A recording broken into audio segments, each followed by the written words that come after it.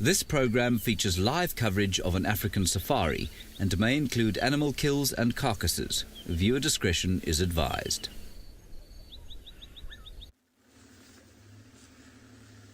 Good morning, everyone. My name is Bunny. We are at NB Ngala Safari Lodge. We are currently following the Birmingham young male who looks like he has been left behind by the pride, and we are going to try and keep up with him for the morning and see if he can take us to the pride. And welcome to our live safari this morning.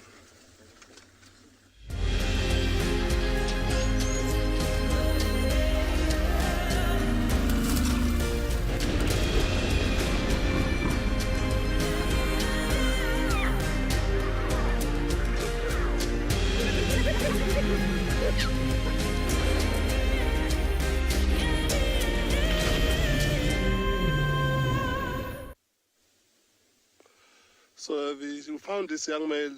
He's been calling for most of the morning. We've been looking for this pride for the past 2 days. So we happened to come across him. He's limping. So we're going to try and keep up with him, hoping that he's going to take us to where the pride is.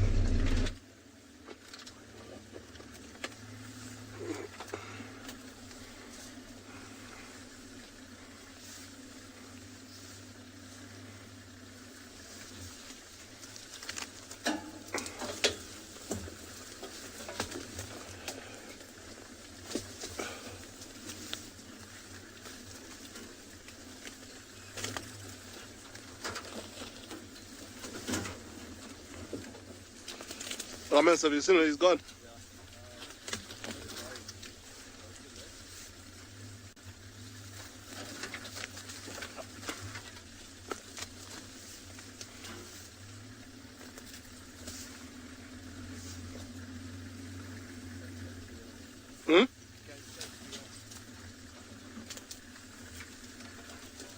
There.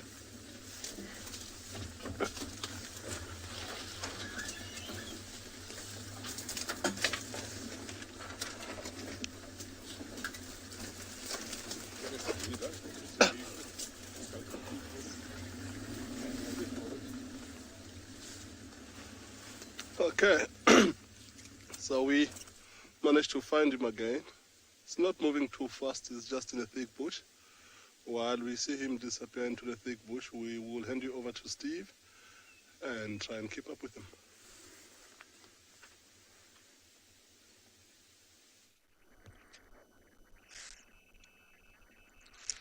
Good morning and welcome everybody to the Sunrise Safari, coming to you live from Djuma Private Game Reserve, where the sky is ablaze with beautiful oranges and reds. It is 51 degrees Fahrenheit and 11 degrees Celsius. My name is Steve. Welcome everybody. I'm joined by Davisito on camera, and any kids out there, please send questions to kidsquestions@wildearth.tv. Let's go back over to the sunrise. I'm just going to allow you to just soak in. It's a little bit misty this morning. I'm just going to allow you to soak in on the colors and allow you to listen to the dawn chorus.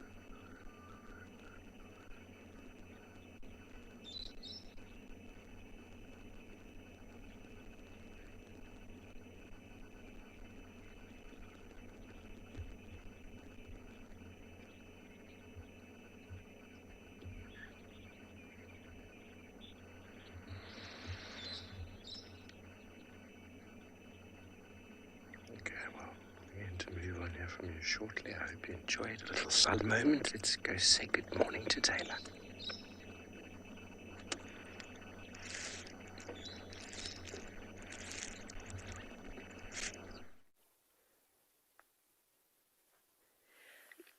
Good morning and welcome to Pridelands. It is such a wonderful day. It's quite chilly, but pretty epic that we get to start the day with some very cheeky elephants. Hello, Naughty. And again, a big welcome to all the children from across the world who have joined us this morning. I hope that you have lots of questions for us about these animals. My name is Taylor McCurdy, and on camera with me today is Gert. And like I said, we are at Pridelands Eco Training Camp, which is part of Baluli Game Reserve, as well as the Greater Kruger. It's so good to have you all. Hello, young elephant. I'm wondering if this is the same herd we spent some time with yesterday afternoon. And this could in fact be the same individual that was quite cheeky and came right up towards us. Look at it, going all the way down on its knees. Yes? Are you parading around, showing how big and strong you are? Oh, here comes Mom now. Hi, Mom. We're not doing anything. You hear the rumbles? Hi, big girl. I didn't do anything to your little ones. They've been giving me problems this morning. It's okay, big girl, relax. So she's just smelling us. She's not too bothered. Sorry, I just have to watch and make sure that I know what's happening at all times. It's very important to watch animals' behavior. But that's obviously Mum, her young calf, and I would imagine that this is her older daughter that's just very protective over this young calf. Yes, carry on. Yeah, you got sand in your eye now. That wasn't very clever. Those long eyelashes that you have are not going to stop that from going in. She's being quite cheeky. But again, this is very typical of a young elephant to do that. She's just sort of testing the waters. Oh, and she's got a stumpy tail. I'm sorry that you lost your tail. That must be very frustrating. Epic. Nice. I'm going to go backwards. We'll have another view of them. It's okay. We're not here to play or hurt you. This is what we call overreacting. It's an unbelievable scene, though. You're going to see now what Gert is about to show you. We've got elephants, we've got mist in the low-lying valleys, and then we have the gorgeous Drakensberg Mountains. Again, it's my favorite time of the year with the different yellows and oranges and greens. It's really, really nice. And this is what makes it worth getting up early in the morning for. It's just moments like this. But they've been feeding all through the night because we know how much elephants have to eat. Like I say, sometimes I'm kind of envious of elephants that they can continuously just eat and eat and eat. Apologies for all the ringtones that you're hearing. It's just how we communicate with the directors and final control. We just lost signal, I think, so just re-answering the calls. But we're back with them now.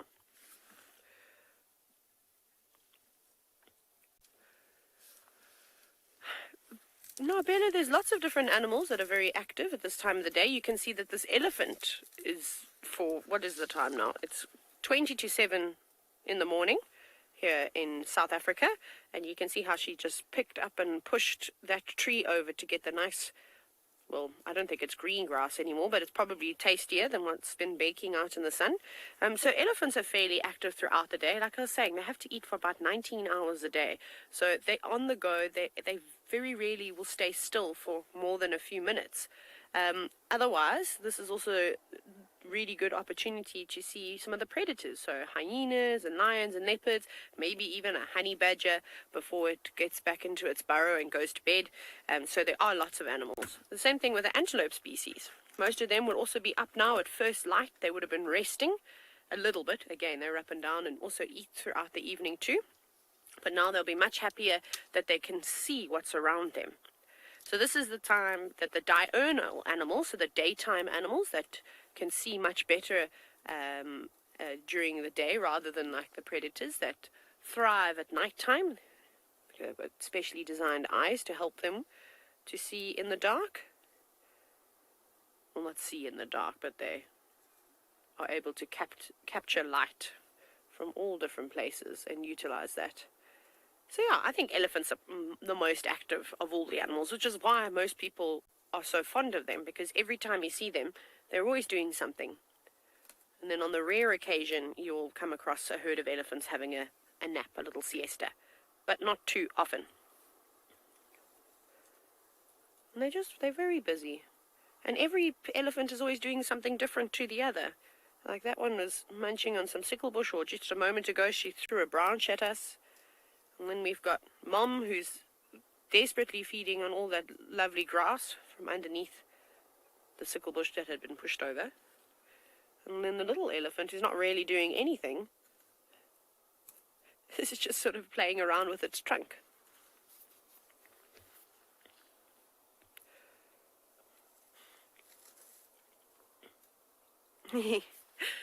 Hello, Awetu, you're just 5 years old. Now, this is a question that we've been asked a few times by the wonderful children of the world, and it's quite funny that that's the thing that you notice. You say, how come an elephant is so big and its tail is so small?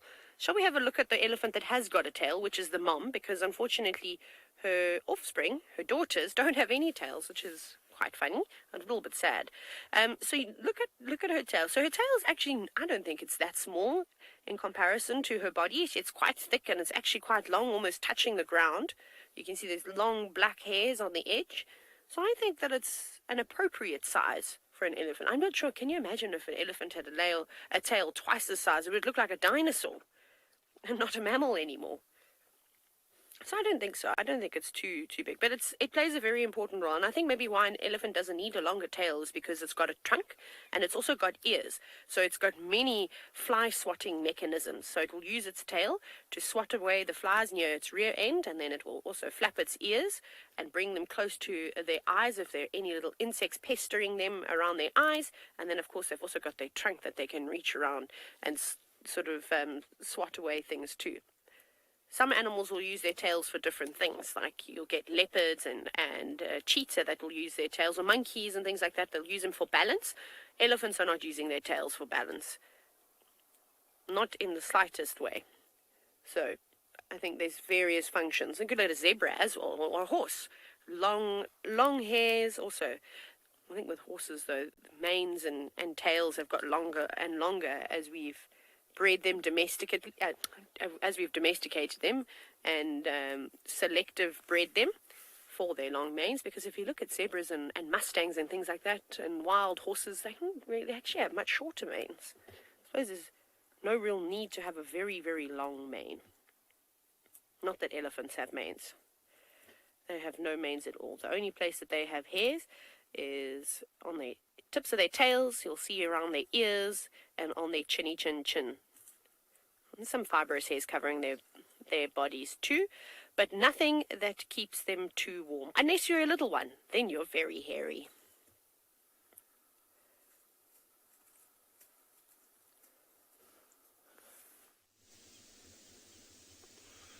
So this young man has done so well in the last 15-20 minutes.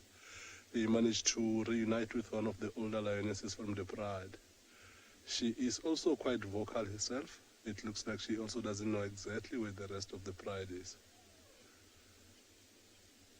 As you can hear, look at how she's looking.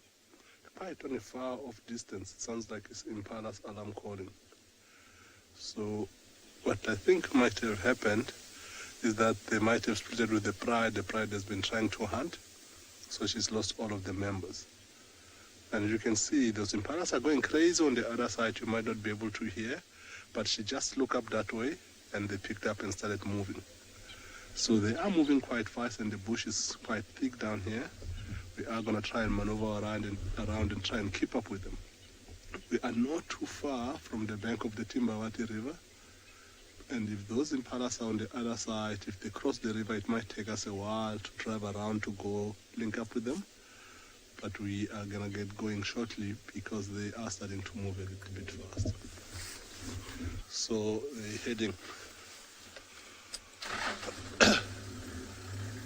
You know what I think they're going to do, Romans? I think that distress call is sounding somewhere on all the strip. They're going to cross the river fast. Did you hear the alarm call?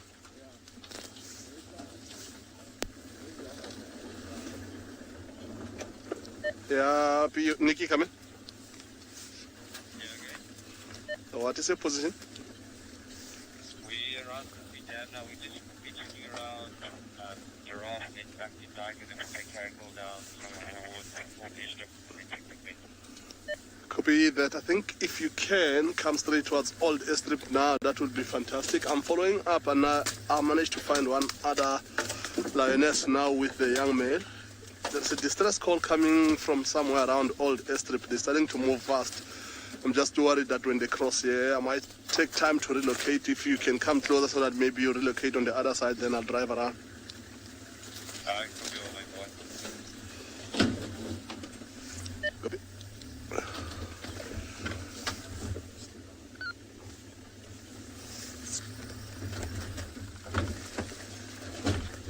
So,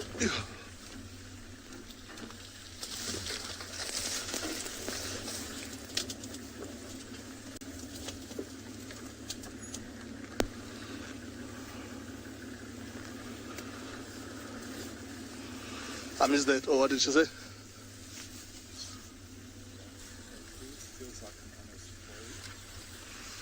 Yeah, you are definitely on safari, Grant. We can see those lionesses heading straight down towards the Timbavati River. We're gonna go just wait on the bank to see which way they go after this so that we can try and go around to find them again. They will be quite active this morning until they find the rest of the pride. So maybe, Grant, if we follow them and be able to keep up, we might be able to catch up with them when they reunite with the rest of the pride, which will be quite impressive to see.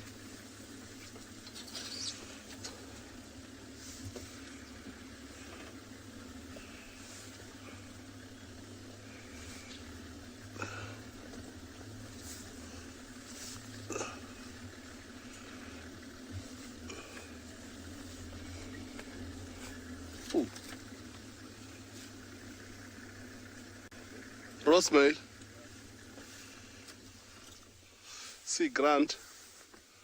See, we just found one of the adult males of the pride, the rose males. We just have one of them moving to our right.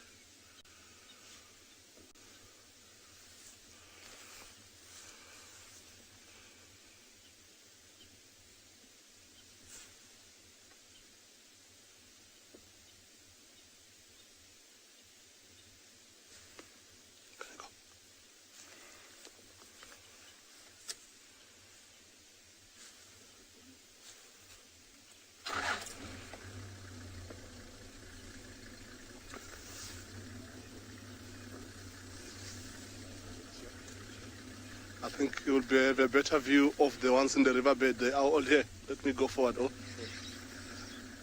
Okay, Grumpy.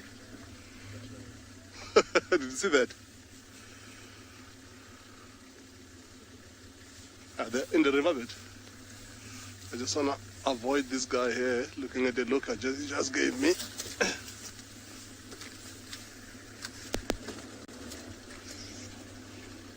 The rest of them down here, Romance.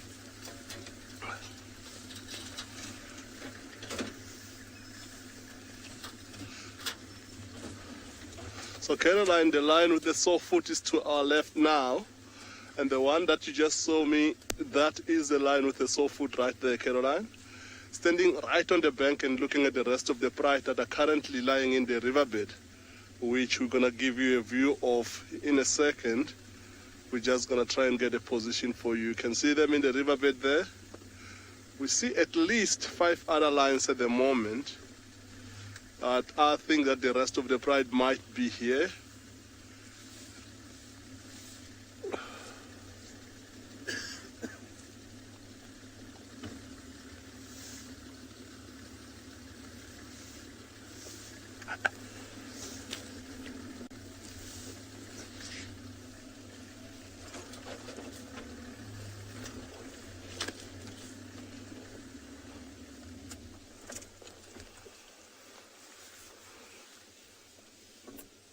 Okay, just gonna send you over to Trishala to get to see a beautiful bird on the other side.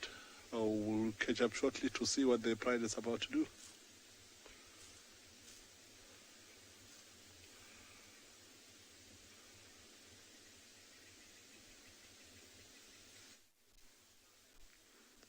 Of course, as soon as you guys want to come to me, there we go. I thought our ground hornbill here was going to hide from us. And it appears it still might. But it is a beautiful bird out here on quarantine. We're doing our checks. We saw it fly ahead, and I'm so glad that it landed on quarantine. Isn't that awesome? Hi everyone, my name is Trishal, and I've got BK on camera this morning, a chilly morning in June, and we're so glad that we could start off our portion of the drive with a wonderful ground hornbill. Now, this one is by itself, and most of the times I've seen them here, there's usually been 3. So I wonder if others are around. Huge birds. They're about almost 4 kgs, 3.5 to 4 kgs. Very large. Almost about a meter tall. Really, really big birds.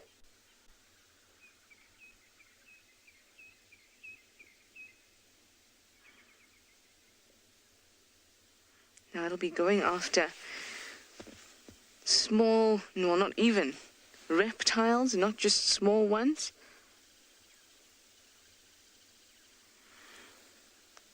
Even small mammals like squirrels, even the scrub hare. Or my greatest fear, a chameleon. That would be my greatest fear. But they also, especially and most commonly, take things like frogs and snails, little lizards, skinks, that kind of thing. But you most definitely could potentially see them with a squirrel or even a hare in their mouths.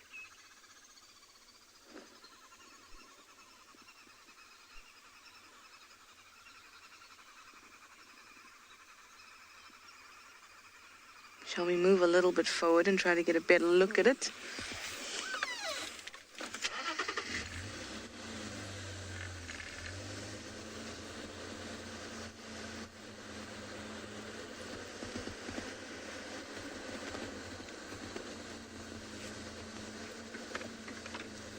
Mac, you say you'd love to hear it call? I hope that it does call for us. If we don't hear it, Mac, me and my particularly great bird calling nose will show it for you instead. No! Please land again, please land again.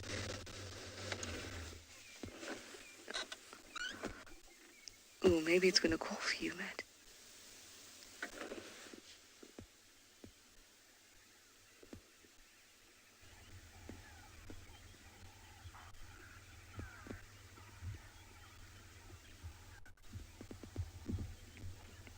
The call is a very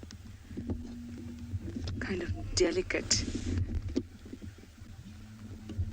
horn-like call. Now, hornbills are called hornbills because they have a casque or sort of addition to their beak where they can make a horn-like sound.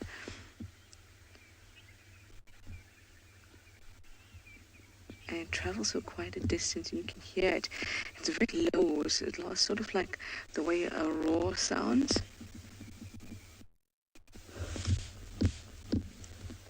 Beaky's just going to give our lens a bit of a wipe. So much condensation today.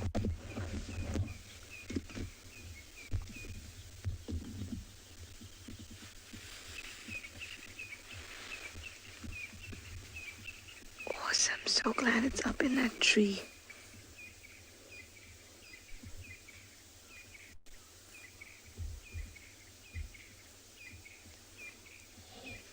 Huh? Jack, you're 7 years old and you have a very important question. Could this bird eat all my chameleons? It certainly could, and that would be a bittersweet moment. Oh, look at it looking up. I love when birds do that because obviously their binocular vision is not particularly good, so they have to lean and get their one eye to look up. I think it's quite comical.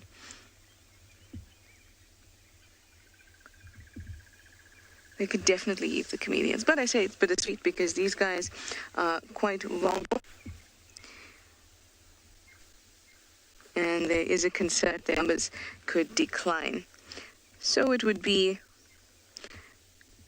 good that it got a meal, but it would also be quite sad that that meal would be a chameleon.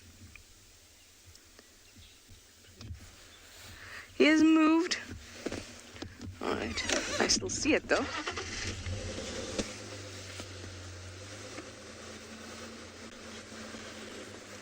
All right. Let's have one final look at this beautiful bird.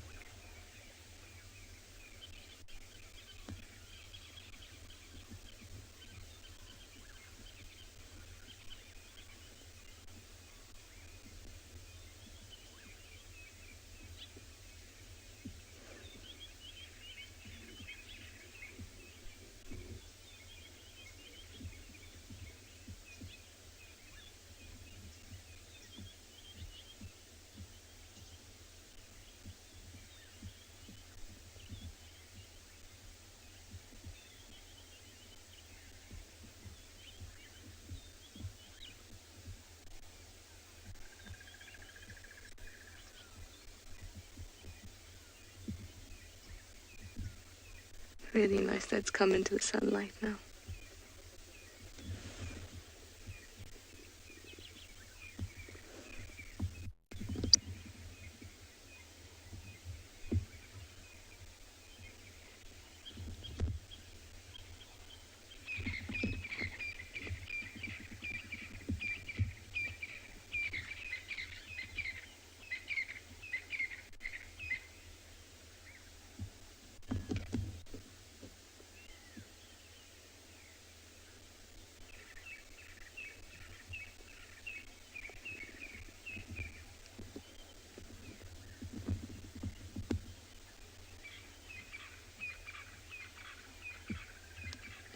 Stunning, absolutely stunning. Now we can try one last movement. See if we can get round.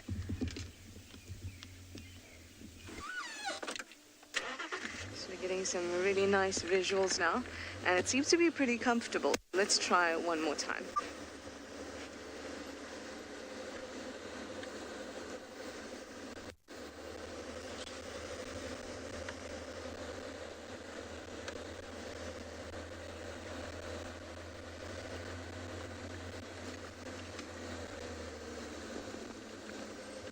I'm going to grab that again from you, please, M. So while I get into position.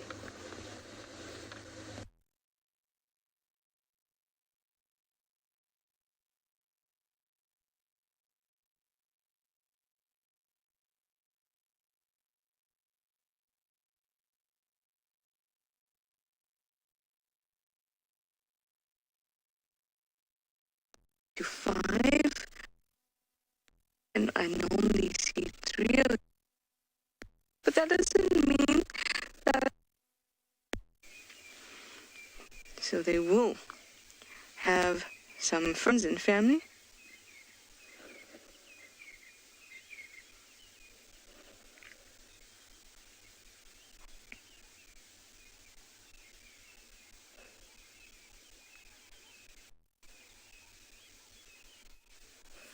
Sorry guys, we just had a bit of a disruption, but all good. Myra, you wanted to know if it has a family, and it does, and we see them here in about 2 or 3 individuals, usually 3 of them, but they can be found in groups of about 5, and they are what we call cooperative breeders. So that means they stay together, and sometimes the young will help their parents take care of their younger siblings. And that is a good way to ensure that animals survive. And it also means that when the older siblings grow up and need to have children of their own, that they're actually better at being parents because they've already taken care of little ones.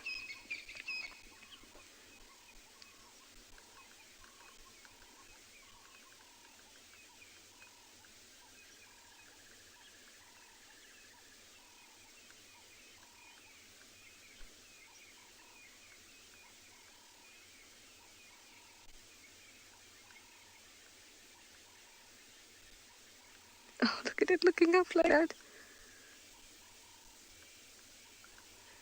That's just the right kind of tree to find a chameleon with. Yes. Perhaps it won't see any chameleons in this light because they're well camouflaged.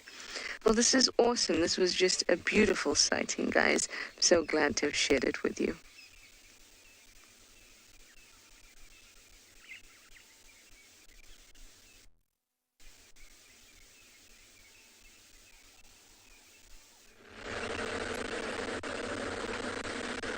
Well, awesome, Trish. We had that hornbill.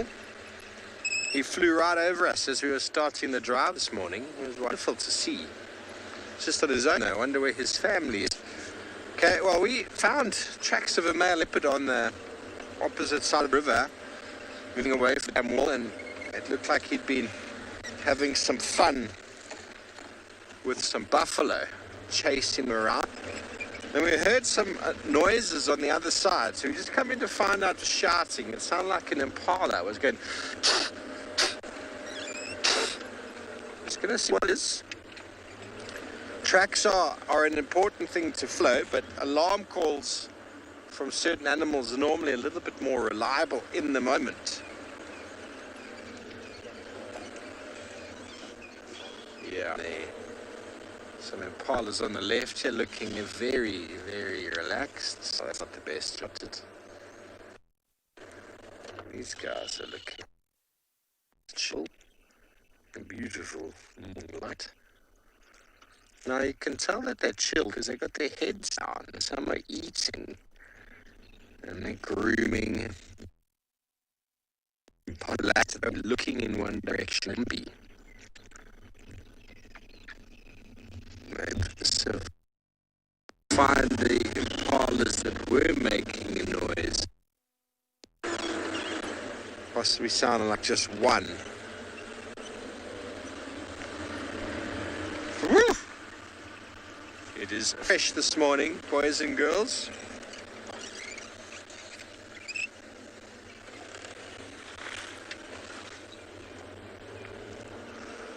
The light is wonderful. Light is blinding.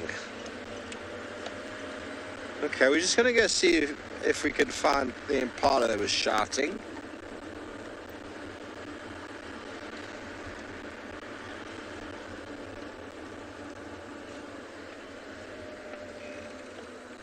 Unfortunately, with the rain that's fallen, the ground is very hard.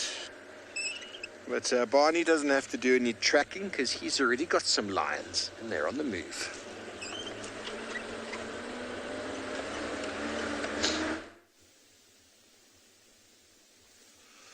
So these lions have got up.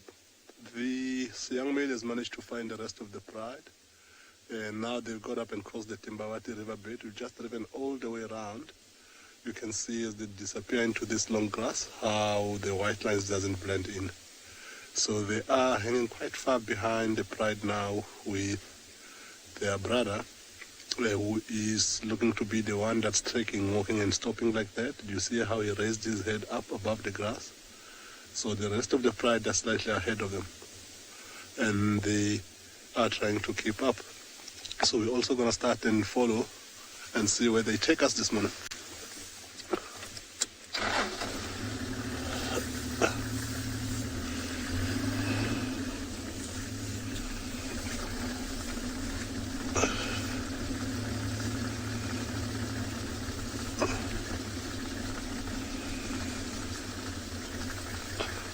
It's a nice open area coming up, an old water hole or pen where they're going to be walking across now. We're just going to try and maneuver you quickly to see if we can get a view of them walking across that open area.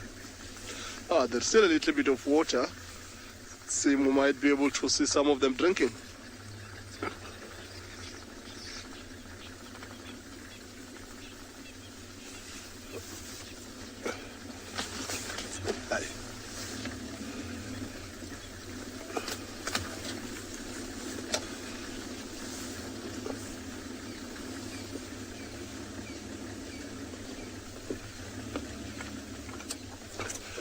Yeah, we are right onto our winter, but yeah, like as you can see, we had some nice good rain last year, so we had some seriously tall grass all over the property.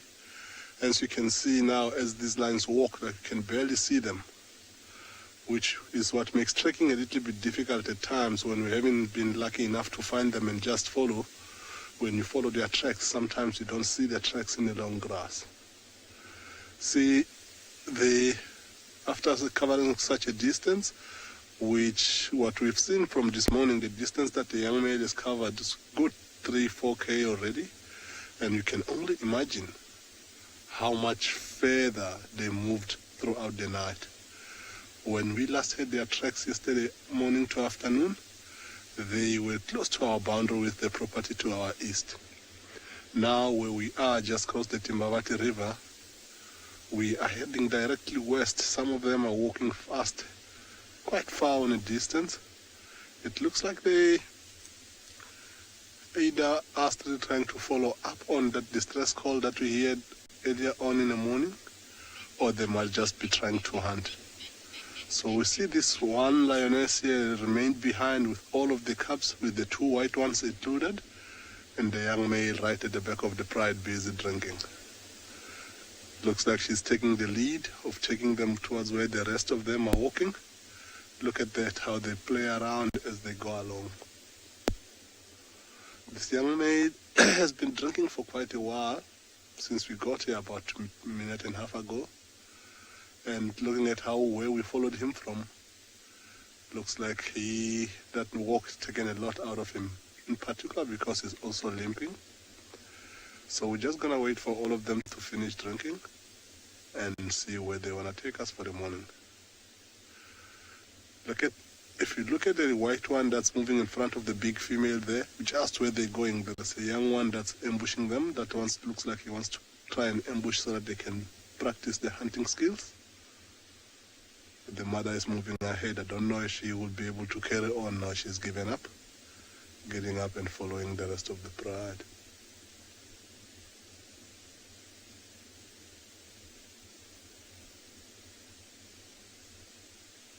You can actually hear these lions because they're all drinking together as a group. If you listen carefully, you can be able to hear them drinking.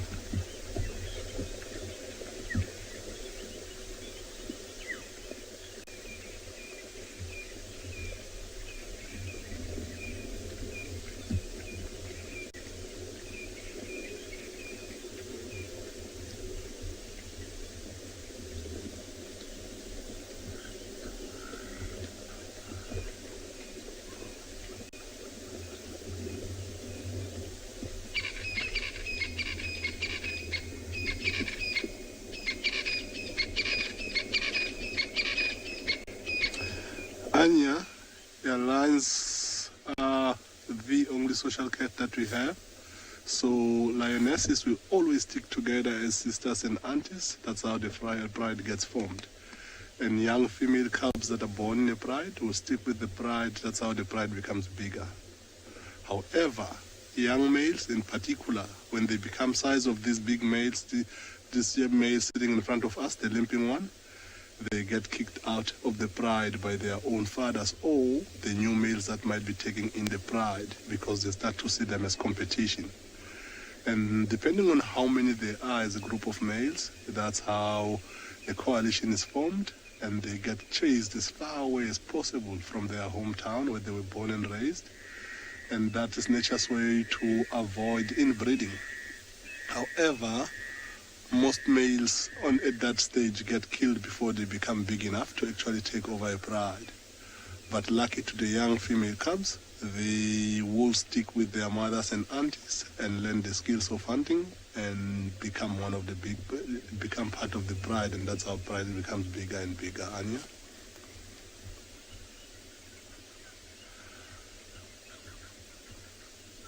Looking at how that young male is limping, it doesn't look like he's sore anymore, but it looks like something, maybe his hips or something might be broken.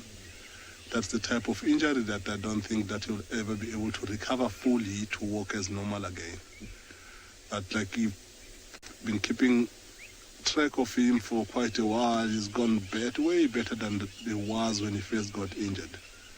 But unfortunately for him, whatever it is, that injured him right there, managed to do some damage that he cannot recover from. But he'll still survive his full lifespan. It looks like the pride is taking good care of him.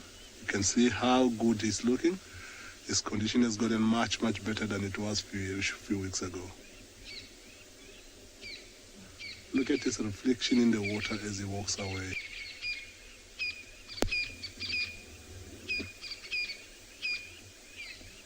Not as so as it used to, but definitely slowly but surely making progress. But as I said, I doubt that you'll ever recover fully.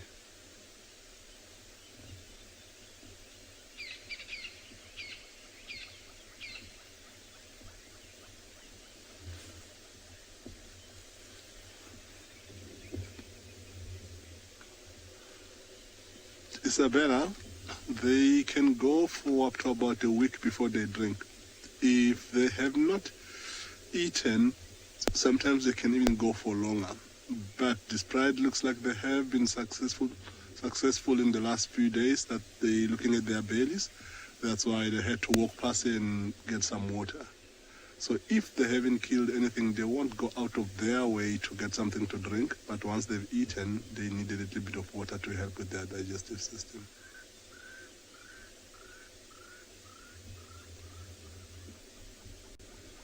As you can see, they all disappeared into that long grass just on the other side of those trees. You can see the white one moving around every now and again.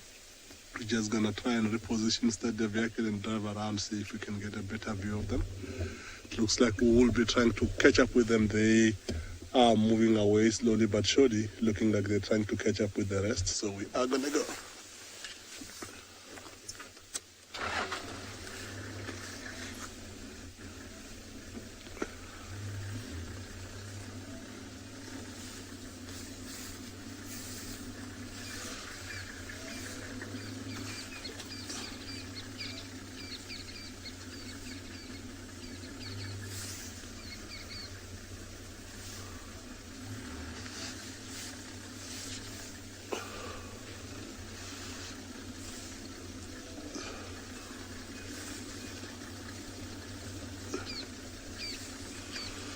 Okay, as we try to reposition, we're going to send you over to Dylan to say his good mornings this morning.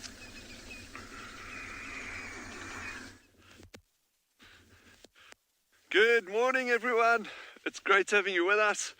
Jean-Ray and myself, Dylan, in this magnificent Kalahari environment at Spalu. As always, it's just a real genuine pleasure having you with us.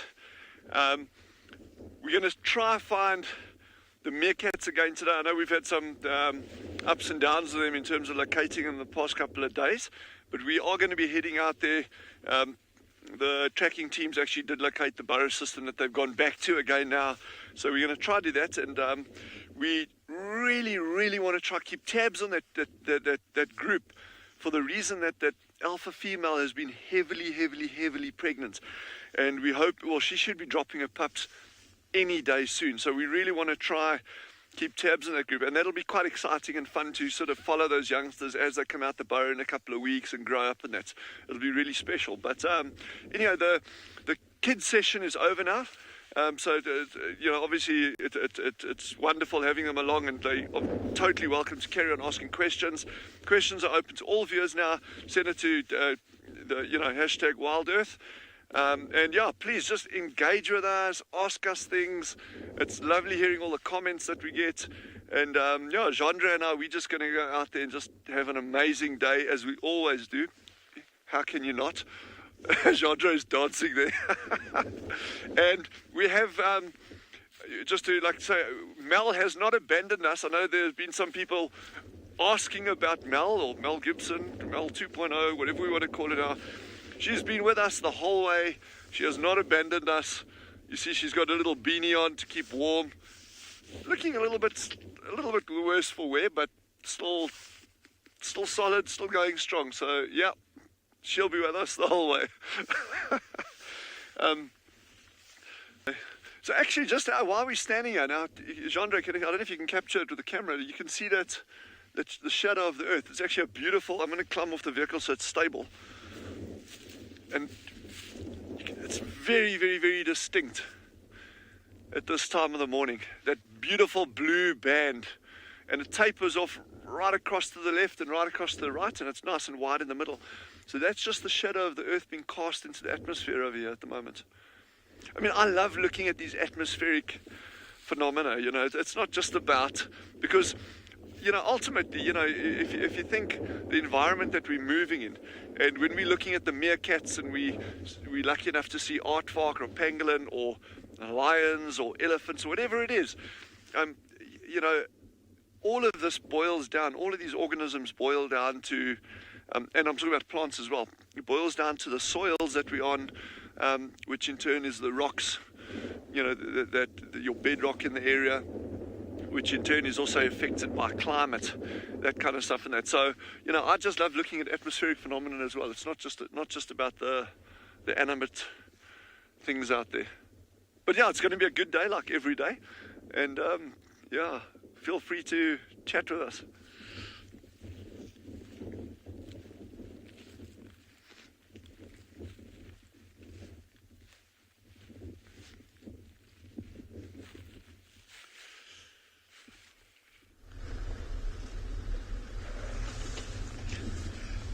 Good morning, everyone. This is Dewey from and Beyond Pinda Private Game Reserve. Just trying to find some cheetah this morning. See if we can find one. As you can hear, some monkeys are lambing around. So let's take have a look, see if we can find a cheetah.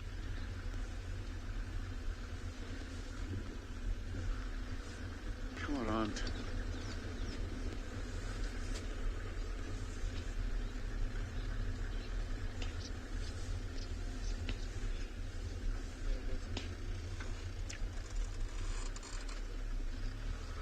Right over there. And yeah, it's very, very difficult. Depending in the area where you are. Some days it could be, but it's very difficult to say that. Yeah. Come look around.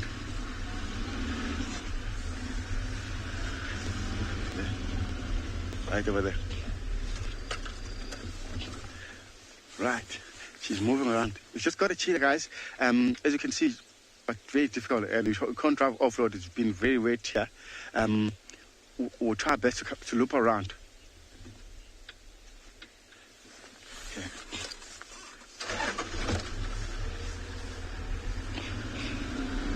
He looks a bit nervous. We'll see. Maybe because the monkey, they were lambing around. So he's trying to stay away from everyone who knows where he is. So it's changing direction every now and again. We'll keep an eye on him. Let's just stand by here and see, he might come back this way. And there's some more monkeys down there.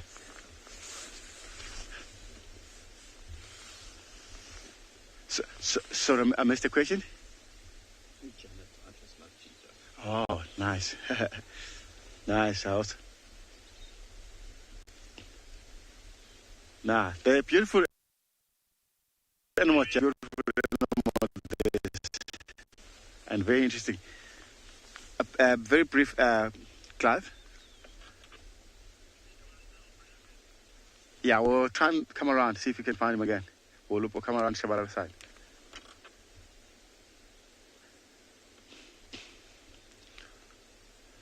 Because he just went in. Let's come around that side because it's more up and down here. I can see the monkeys there.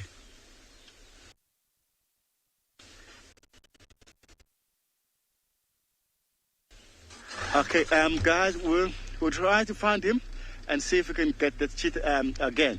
But while we trying to drive around, we'll send you guys across to Ingala with Bunny with the lion. Enjoy the guys. We'll see you later. Look at how focused is this big male. Right at the back, remember we were sitting with the other cubs and the young male. So his brother just took off and headed on that direction, and he's looking very interested to see what his brother is going to do. If he is to hear his brother maybe fighting with that young male, he might rush there to go and back his brother up, because this young male has already gotten to the stage where he becomes a little bit of a threat to them. It looks like he is giving up. So nothing big has happened there that is of his concern. Look at him walking towards where the rest of the pride is sleeping. Look at the young white female. Look at how focused she is. There's a helicopter flying past us right now. You see how she's looking straight up to where this sound is coming from, something she's not used to. So that was a helicopter that's flying by.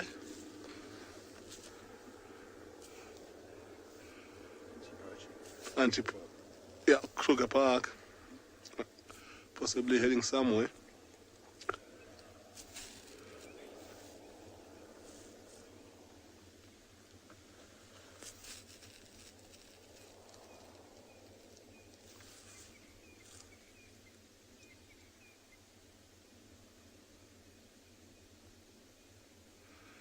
See how these lines are moving, slipping, getting up and carrying on again. Here comes one, the big male that went back to investigate where the young male was. So didn't hear any noises coming from that side, so I think he's given up on his mission of trying to chase the young male. Look at how full his belly is looking. As I pointed out earlier, they definitely had something to eat in the last 2 days. Whatever it wasn't too big, because him and his brother are looking quite full, but most of the prides doesn't look like they got much to eat there.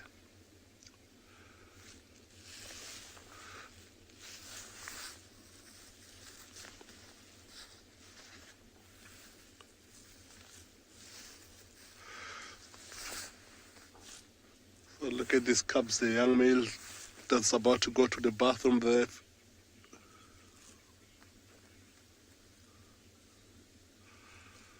So you can see as they move along with their full belly, some of them are going to the bathroom right in front of us just to make themselves light.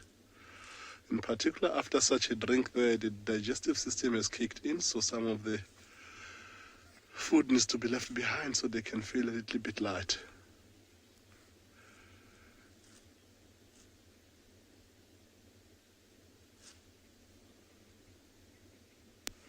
Slowly but surely, this looks like this.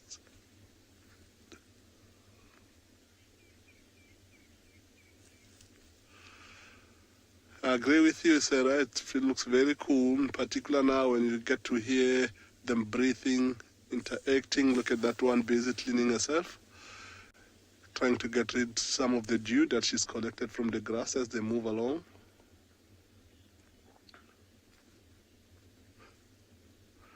Okay, I'll send you over to Trishella so you can have an up-close and personal look to a bird.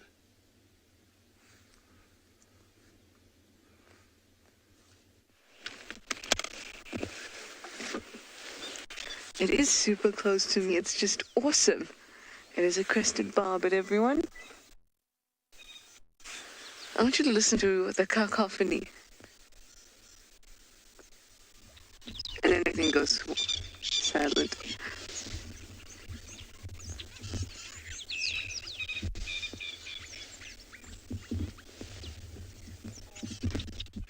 There is a multitude of birds here. Franklin, there's crested barbet, there's white-crested helmet shrikes, there are hornbills, there are starlings, and they're all just moving all over the place. So it's hard to actually focus on them. But this crested barbet is nice and close to us. Ooh, black-headed oriole is down, just speaking, on this tree ahead of us there, on the low branch that's going down. And it's just flown off. All the birds are very busy this morning. Very, very busy. So it's hard to get them on camera. But can you listen to this? Isn't it a wonderful dawn chorus? Let's see what other bird will come close.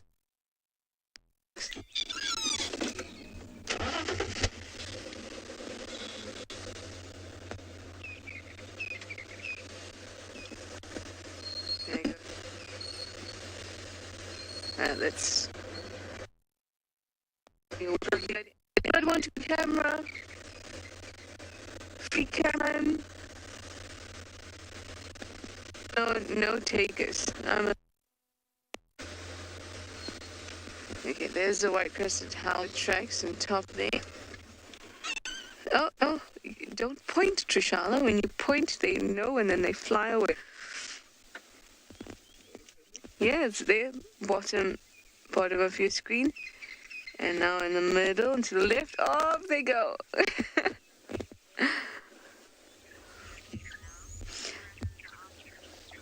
Sorry guys about the gremlins, known as internet issues. But here, enjoying the sound of the birds and this beautiful morning.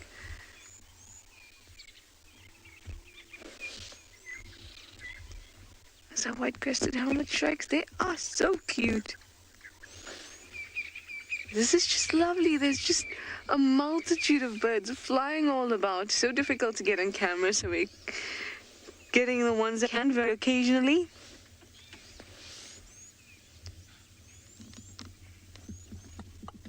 There's actually, I'm hearing some alarm calls just off to that side there. It sounds like impala, but I also heard the impala kind of talking to each other. The whole... I think that was a pretty good example. So we're going to take the link road and just have a look. So to make sure no birds around for us to say hi to.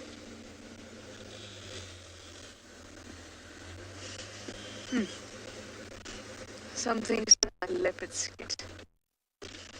Yes, you agree, BK? BK agrees.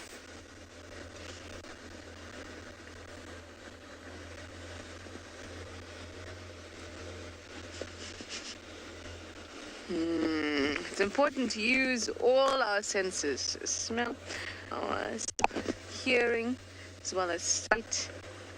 But smell often gets left behind.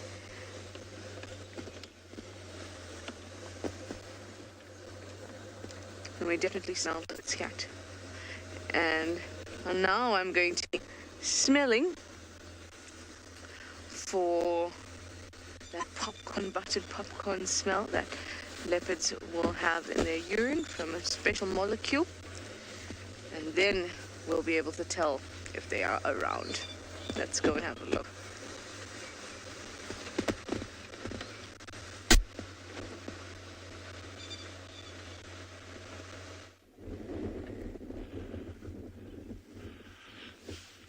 We've just had the most incredible sunrise. Of course, the sunrise for us is considerably later than our colleagues who are, trishing them down in the Lowveld there. But even more than that, before it gets over these hills, that sun's been sitting on the other side there for 10 minutes already. So the meerkats that we headed down to now, to try to pick up on that burrow, the sun's hitting us now where we are, but it's only going to be on their burrows in another 20 minutes, 25 minutes. So we're going to head down there just, and then we'll walk into where the burrows are, and then just bite the bullet and have a bit of patience. But how gorgeous is that, eh? You can never get tired of a sunrise.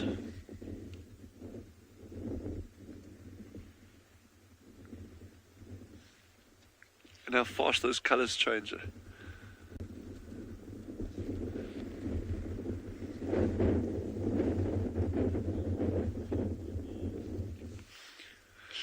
Day has just asked, how long does the Earth's shadow stay in the air? I can't give an exact figure. I could sit and time it, but okay, we're just over the dune crest now, but from where I'm standing, that shadow's completely gone already.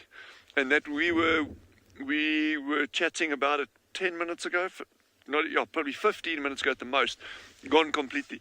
So it's a very, very, very narrow window of time, and it's just before sunrise that you actually get that. So, you know, the sun rays are coming over the curvature of the earth, throwing that shadow up there. So it's a very, very limited amount of time that you'll actually see that. Wow. I know I keep saying how beautiful it is, but it really is. I mean, it's like...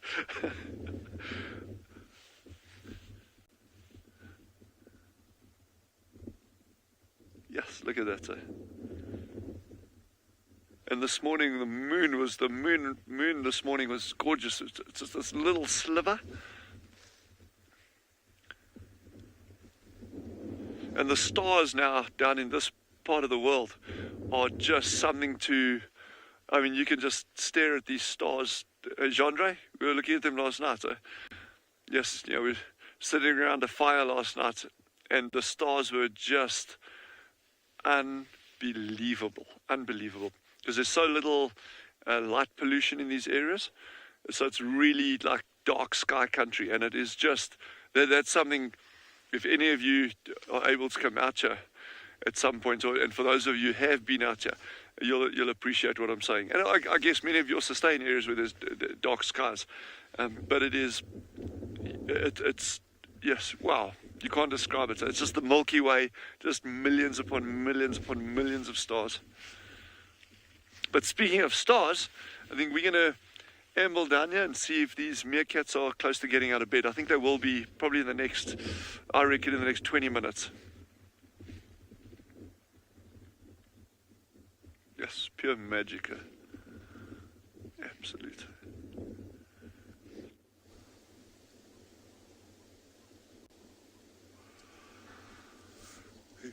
Listen, in the distance to our left, you can hear there is a head of impala distress calling.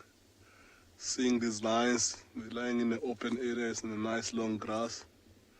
Great camouflage they have with this grass. But those impalas have been watching them as they're walking towards this area. Now that they're lying down, and those impalas are slowly but surely losing their view because they're blending with the grass so much. Can't say the same about that white line though. They slowly but surely not calling as much because the danger that they saw and that they're warning each other about is kind of disappearing into the grass. We can't see them, so they moved off slowly and they disappeared into the thick bush there. But you can see these lines are not bothered by that. It does look, looking at how many of them have got their heads down in the moment, it does look like this might be an area where they're gonna spend some time today. Unless they hear something, they might still carry up and carry on going, but definitely not to try and hunt those impalas because the element of surprise is gone. The impalas are aware about their presence in the area. Look at that young white-male cub busy playing with his other brother there. It looks like he just had enough. He's decided he's going to get up and come and join the rest of the crew. As he comes slowly, let's just keep watching him. Let's see what he does. If he comes all the way towards where the rest of the siblings are, he might give a little bit of a greeting ceremony because he was slightly behind with the young male earlier on. He might haven't had that much interaction with the rest of them this morning, so he might throw some greeting sessions in there. Look at that. Watch that. Just walking past his mom. A little bit of a tail flick. Almost lied on top of the other one, but the other one was nice enough to get up and move elsewhere. Looks like the rosemate is gaining interest, slowly but surely, to the impalas that are calling on a distance. See, now that he picked his head up, I don't know if you could hear that the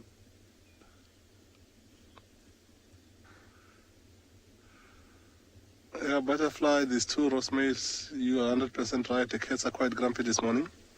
These two roast males have been pulling this pride around, growling at each other, every now and again wanting to give a go to the young male, so they are quite grumpy this morning. Little do we know what happened overnight that made them so grumpy, but you just never know with these things. You never know what happens in the middle of the night when you're not with them. However, watch how he is so alert more than any of these other lions right now. That was another bird giving a distress call as it flew off.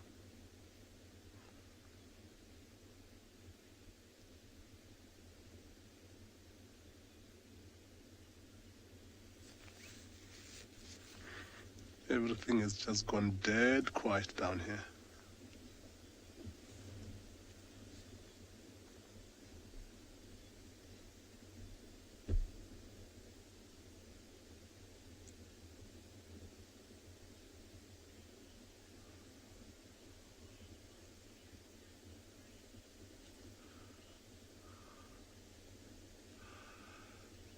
Lisa, they are family orientated. They are really in this pride to try and make sure that this cub survives. That's why they're here to defend them as their fathers. However, looking at how full their bellies were compared to the rest of the pride area, as I pointed out earlier, I don't know how family orientated they were when they ate all the food and don't let some of the cubs get as much as they did. However, that is a story of our life with lions.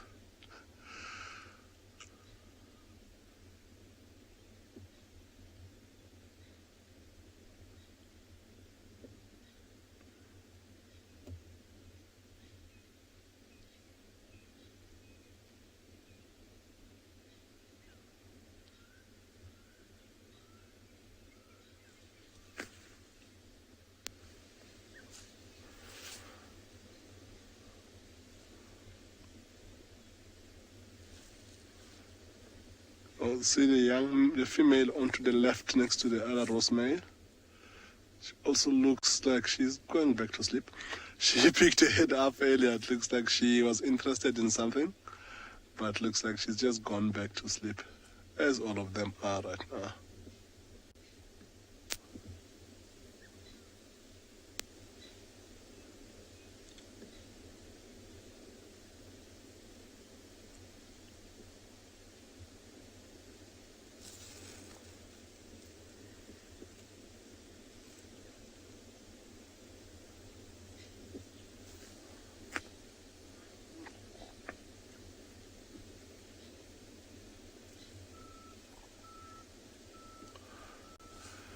Kath, everything with that white male looks like it's gonna be white.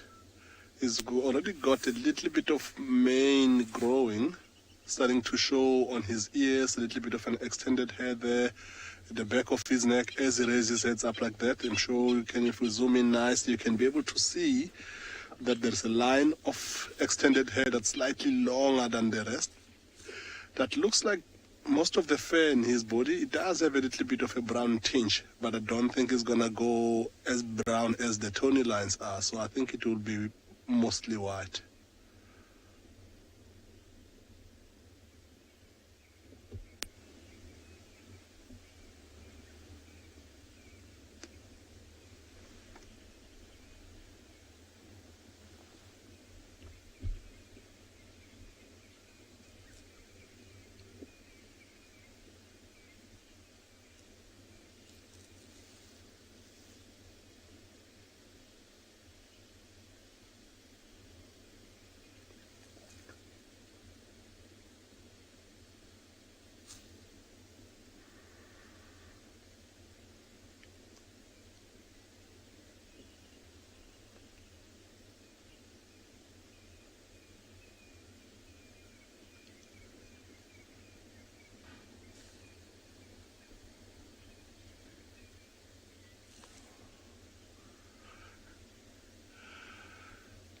Gemma, yeah, they look quite cute lying down and not doing much. It's kind of misleading. It might make you think that you can cuddle with them, that they might not be dangerous.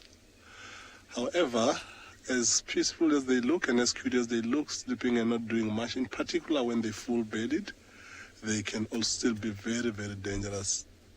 So if you come onto safari or see sleeping lions, don't try to cuddle with them at all.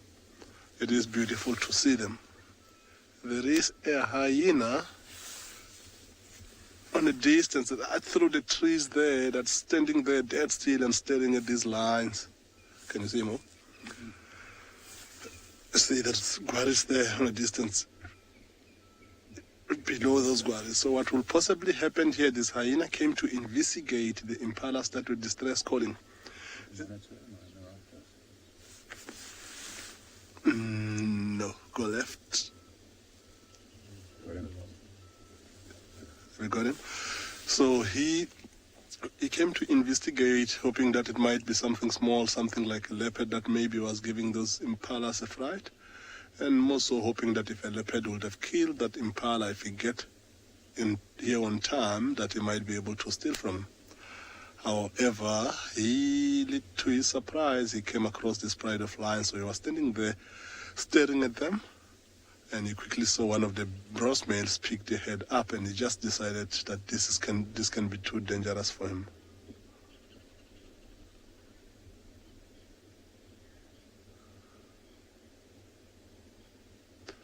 So as this hyena walks off, as we lose the view, while the lions keep sleeping, we're gonna send you over to Taylor.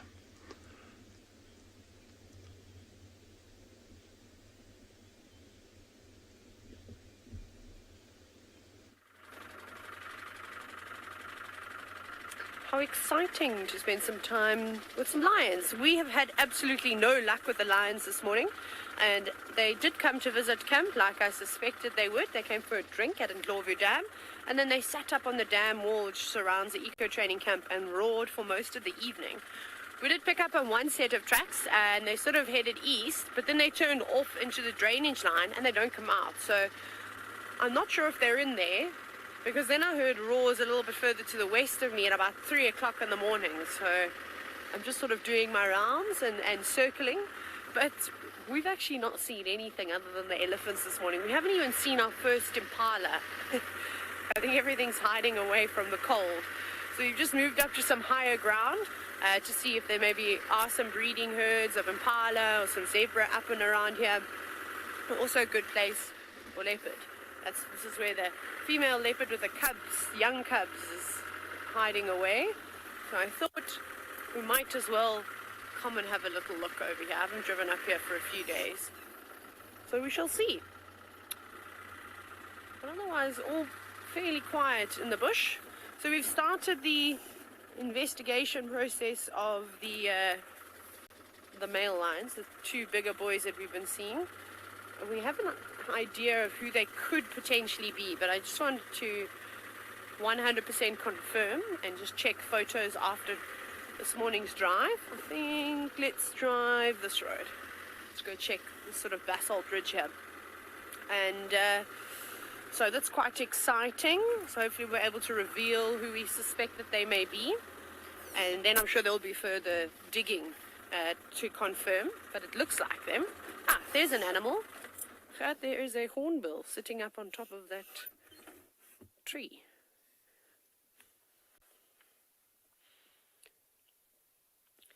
There we go. That's a southern red-billed hornbill sitting up in a tree. You can easily tell the difference between them and the yellow bill. Just their bills are so much more slender. Yes, Michelle, funny enough, we do actually see quite a few leopards here at Prideland. You won't believe how the ground is often littered with leopard tracks first thing in the morning. The brush is still quite dense here, and I suppose the leopards haven't had as much vehicle interaction as they have had, say, at Ngala or even in the Sabi Sand.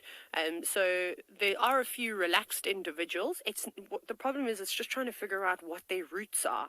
And because I'm new to this area and a lot of the other instructors that are here haven't spent years and years following these particular animals, we don't really know, what their patterns are. So once I start figuring out territories, then we have an idea. Okay, there's a little dove that has also joined the hornbill up in the tree. Yeah, you know what they're all doing. They're just warming themselves up. But like I said, I come and I check this area fairly frequently along this ridge, is because we know that there is a female leopard, and she's walked into this area so many times with cub tracks. So it's only a matter of time before we bump her. And the more and more we start to drive these areas, birds have now flown off, the better chances we have of bumping into them. Also, just down a little bit further north of us, so if we go from this ridge that sort of goes from west to east or east to west, whichever way you want to look at it, we go down, and Leopard Dam is not too far away, and that's one of the most prominent water sources at Pridelands, and then we've got Ndlovu Dam, which is in that direction, a little bit further southeast, where the eco-training camp is.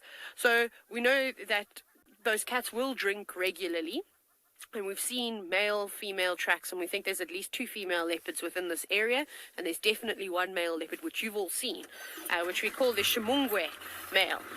And I've seen his tracks. We actually think he had his tracks now this morning, coming from Kruger Corner Gate, and sort of coming in this direction. So again, that's another reason why we are just scouting around here. You've seen it, especially at Djuma, where, you know, WildEarth has been following leopards for a very long time.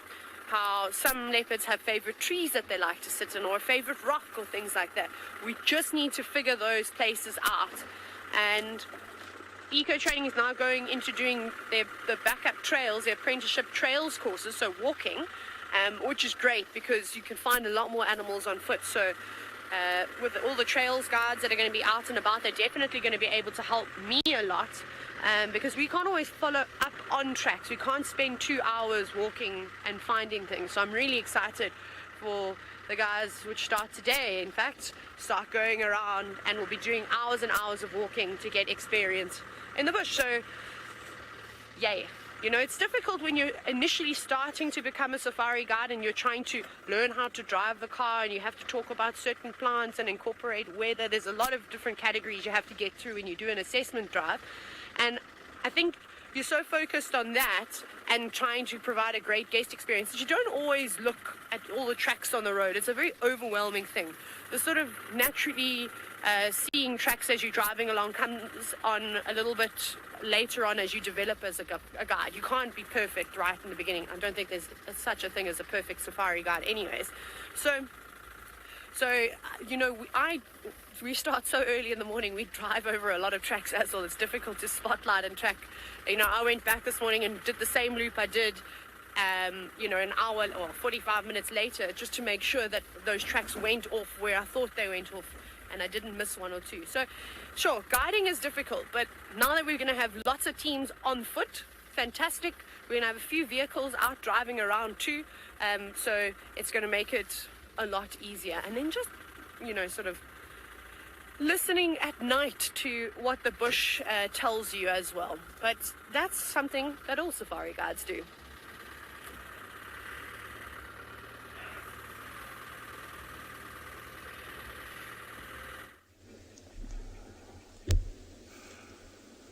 So if you look at how these lions are sleeping at the moment, you look at the young male, how he's outcasted. He's sleeping on a far off distance compared to the rest of them. He's been trying to get closer. It's a little bit of a cold morning down here. Majority of them, if you look, you can see that they're almost lying on top of each other to share a little bit of a body heat. But every time the young male has been trying to approach or want to get slightly close to the rest of the pride, the 2 roast males are getting up and they're growling at him to try and keep him further out. So at his age, at around 4, he is not the offspring of the roast male. So if it wasn't for his mothers that has been defending him the whole time, the roast male would wanted to get rid of them long time ago. So as he comes and as he grows bigger and bigger, hence we pointed out earlier how big he looks compared to when he's standing next to them, they feeling that he's now a threat. This might have even been more that whatever they ate, he must have given them a little bit of a tough time, maybe challenged them a little bit more than he did in the past, maybe challenged them a little bit more than his mothers did. And because of all of that, they starting to feel threatened by his presence in the pride, that when they kill something, he will compete them for it. So you can see he's getting up and he's looking at his mother as she walks towards the rest of the pride, and he will want to do exactly the same as she does, because as she walks along, she's most likely to come and have a little bit of a greeting ceremony and sleep right next to the rest of them to share a little bit of a body heat in this cold morning. But he knows, as he sits, you can see how he's focusing to the rest of the pride. He knows that if he is to get up, watch what the female does, rub head and a little bit of a grooming session. It's a very, very important thing that with these cats, because they just need to reassure each other how they value each other, how it's so important for them to keep together, because that is how they where the success of the pride lies. Because in times like this, when they're not doing much and there's no food, they need to share that love so that they value each other. And even after a serious fight, after trying to feed on something small where every single one of them is trying to get a piece, they can still want to reunite because they're thinking about these good things. You see how that female is just sharing their love all around, walking around, rubbing heads, grooming all of them, a little bit of a lick here and there. So it's a beautiful thing that, and you see how she's sleeping right on top of them again. Same thing that the young male would love to do, but he just popped back down because the minute he stood up and put his head up, the males looked at him again. So it does look at the moment that majority of them have settled down, and it looks like this is where they might try and live for a while. But few individuals that were still quite on a far off distance are still coming. Look at that cub coming towards the rest of them.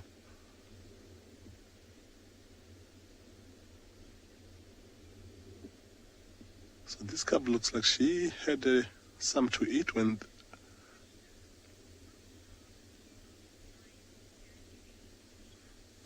Krishna line territories, it really depends on how strong the males are of that particular pride. For an example, the territory of the Birmingham pride, it's quite big. They come from all the way from the central part of the property, all the way to the south of our property, all the way to the east, and even out of our property to the property to our east. At the moment, with the cubs being the size they are, they're starting to explore most of their territory. In the last few days, we have followed tracks of this pride, serious long distances. But when the cubs are very young, they become restricted. They don't want to walk as far because they don't want to risk the lives of their cubs by moving into the corners of the territory where they might come across other prides. However, the territory of the females will be much, much smaller compared to the territory of the males themselves, because males might even have multiple prides in their territory. Example, the Ross males are the fathers of these cubs on the Birmingham pride, which is right on the central part of our property at the moment at and beyond Ngala. And to the west, there is a breakaway Birmingham pride, which the Ross males also fathered those cubs up in the western side of the property. And going to the south, into the property called Manyeleti, they had another pride there for a while, but in the last few months or so, we haven't really seen them going that much into Manyeleti, so that might mean that there is other lines there that are direct competition or starting to challenge them. And so territory shapes up and change every single time depending on what's happening around. So a territory could be anything from 15 to 20 square kilometers, sometimes even bigger. Or sometimes if those lines are now becoming weak, it can even be smaller. I hope that answers your question there, Krishna.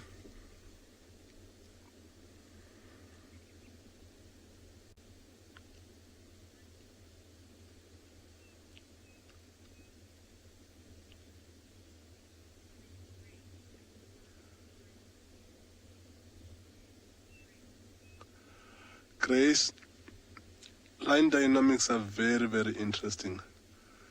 And it's so interesting to actually watch the pride and how they interact with each other. How they now, similar thing that we will do in a cold morning like today, how we like to sit very next to each other to keep each other warm. How they do things like that, that you can directly compare those type of things to the things we do. Looking at how they all bundled next to each other there, just getting a little bit of a body heat. Every now and again, the one that's further away, you'll see them getting up and don't feel like they want to miss out with what everybody else is doing. So it is very, very interesting.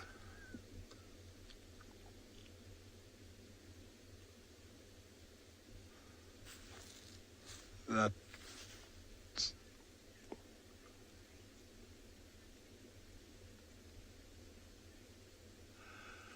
so we'll keep sitting with these lines and see if anything else unfolds here. In the meantime, we're going to send you to Dylan at Swalu Kalahari to see if we find his meerkat.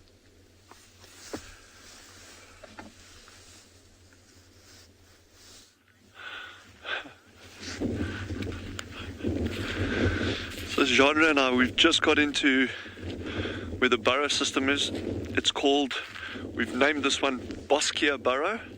Now Boskia are that big tree in the distance over there, that large one that's called a shepherd's tree, the Boskia albitranca. And there's a number of them around this burrow system over here. This largest shrubby kind of looking bush right at the burrows here, that's a shepherd's tree. Just out of interest, while we're talking about shepherd's trees, the scientific name Boskia albitranca meaning white stem, and you can actually see the color of the stem on this tree. You got it there, Genre? See, it's a very, very light colored stem, so hence the name albitranca. But just I was listening with half an ear to a colleagues chatting about lion territories and how fluid they can be and how they can change over time. And that's very, very similar to meerkats. In fact, most things out here is, we tend to think of a territory as being this set thing. It's defined, very, very clear parameters, and it's really not the case. The nature of these environments mean that animals have to be very, very adaptable. They have to be very fluid. These territory boundaries can shift a huge amount depending on external pressures, and that could be from another lion pride, it could be from another a group of meerkats, could be another territorial wildebeest bull that's moved into an area. So you constantly get this like dynamic of shifting territory boundaries. And like I say, and then there's other environmental conditions such as food availability. You find that in the harsher the conditions, the less food available, these territories tend to expand, and there's these shifts that start taking place in that. So try not to think of a territory as like, okay, you got this little box, that lion's there, that lion's there, that one's there, and that's how it is. These things just, as a nice example here, a couple of years ago I was just doing looking at the rough ideas on, I took 3 female leopards here as an example, and just those are the ones that I was focused on. And initially that one's territory was massive, and then another one took up residence next to her, and suddenly her territory contracted and she shifted a little bit. And then another one took up, a new female came in, took up a territory on the northern side of where she was, and suddenly these territories just went like this, like whoomp. So it's really interesting to see that often a territory is larger than it needs to be. And they're just doing it, well, if there's less pressure, well, why not? And that'll go for meerkats, anything. But the moment they start getting more and more pressure being put on them from other sources, suddenly those boundaries can start changing. So, that's just chatting about territories. And it's nice that the guys were touching on that kind of stuff, because it's very, very interesting, the ecological aspects of these animals. So Genre, I know we've taken bets again as to which burrows are going to come out. You've got this large one in front with a big mound of sand, and then that smaller mound to the left. We're thinking these are the 2 burrows, or at least one of those that they're going to come out of. We're hoping. So Liz just said she didn't know meerkats are territorial. Meerkats are highly territorial, and they defend their territories incredibly aggressively against other meerkats. In fact, they've got what we call it, as a kind of colloquial term for it, called the meerkat war dance. And what they do is, and it's fantastic to watch, and you seldom get to see it, because they are so good at maintaining these territorial borders, scent marking, using latrines, that kind of stuff. So other meerkats coming in, they know, okay, well, this is not the area, so they kind of stay away. But occasionally you get 2 groups that'll meet up on these borders, or you'll get a group intruding into another one's territory. And they arch their backs and their tails go like vertical like that. The Afrikaans name is actually a stokstert meerkat, which means an upright tail, or a tail like a stick, because they put their tails up, their backs are arched, and then they actually bound towards each other like that in their respective groups, making these little growling sounds. And it's just awesome to watch that. So meerkats are very, very territorial. What they do tolerate, though, it's one thing having an intruding group, but then what we see, and what we've seen, because you get dispersal animals, so if a group of meerkats, let's say this group is sitting here, okay, and suddenly they come out the boat and they see here comes another group of meerkats. That'll just send them into like high alert, like DEFCON 4 kind of thing, and they're like, okay, all right, and they'll go after it. But what they do tolerate is individuals that move in, and those are often dispersing animals from other colonies. Now, Genre are now following that Xhosa group. Remember, this is the rock stars, this little group that we're hoping is going to drop pups. Now, the Xhosas, we had that just before the badger incident. There was this funny little pug-nosed meerkat individual that came in, and he was like loitering. They don't even bother chasing him. They're like, keep an eye on him. But you see, that's coming in as an individual. That colony doesn't see that one individual as a threat. The alphas will keep an eye on him, and they'll make sure that he stays away from the pups and that. But there's no ways he's going to oust the group or anything. So, and that's actually how you get these individuals kind of linking in and creating genetic diversity between these different groups. So that's interesting. So yeah, meerkats are very, very territorial. There is the other aspect of, and when you look at it, I'm just using different examples here. If you look at things like cheetah, your cheetah males tend to operate, I mean, in Swala, these ranges can be massive, but your cheetah males tend to be very specific in the areas that they use, and even though those areas are big, they're pretty well defined. Your cheetah females they can cover multiple different male areas, so they'll just be covering huge areas. And if you compare that to leopards, it's just the opposite way around. It's your females that have got your very small territories, and your males that encompass a whole lot of female territories. So there's a whole lot of different strategies out here, and it's all very, very interesting. But we're just going to bite the bullet with these meerkats. The temperature now is beautiful. It's mild. I mean, it's chilly, but it's not cold, which is really good. So we're just going to spend a little bit of time here.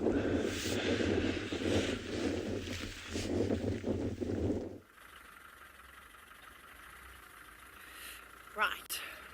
We have decided to come all the way back to where the carcass was, that the lions killed a buffalo a couple of days ago. And I thought, before we come and rehabilitate this area, we will just have one last look. So we're going to slowly make our way around. So that's one of the things, again, that students are taught, just, the importance of conservation and the effects of off-roading. And, you really don't want to off-road all the time. So you try and make one track in and one track out, which is what we've created here. And then essentially, we've obviously tried to choose the easiest way in, but also the way that's going to have the least environmental impact on this particular area. So we're going to head around. You'll see we jump into a little bit of a river system now.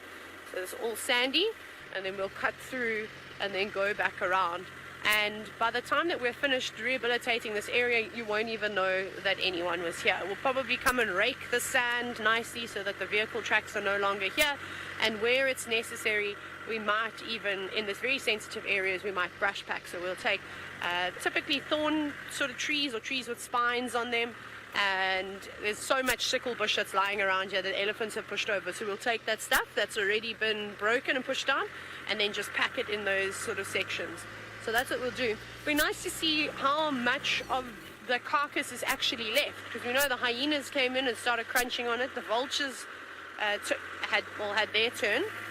And then, of course, the jackals came in. So we'll just go and inspect and see what else is happening. We're almost there.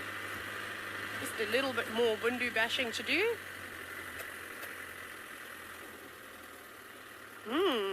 There we go. Chris, you were actually wondering about what the carcass might look like. Well, we'll show you we're about 30-40 meters away now. We've just got to go through this little dip here, up and around, like probably on this section here we'll brush pack it nicely. It can be a little bit sensitive, but the rest of it, with a bit of rain and the grass comes through again, because all this grass is going to disappear, well, most of it.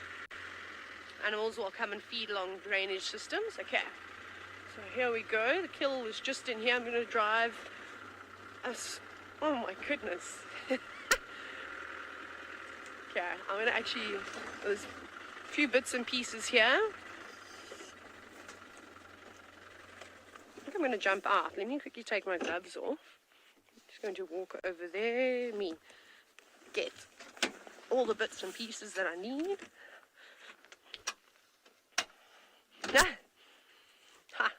Rob, you've inquired about bundu bashing. So bundu bashing is basically when we take the vehicles off road and then drive them around. You can see I've got 20,000 different layers on today, nice and warm. Right, no lions here, no hyenas here, and there is virtually nothing left. I'm not going to pick anything up with my hands because you don't really want to touch carcasses and things like anthrax and just gross germs and stuff. I'm fine, thank you. But you can see, if I do this, here's one of the ribs of the buffalo. You can see how the hyenas have actually chewed into it. I'll see if I can bring one to you.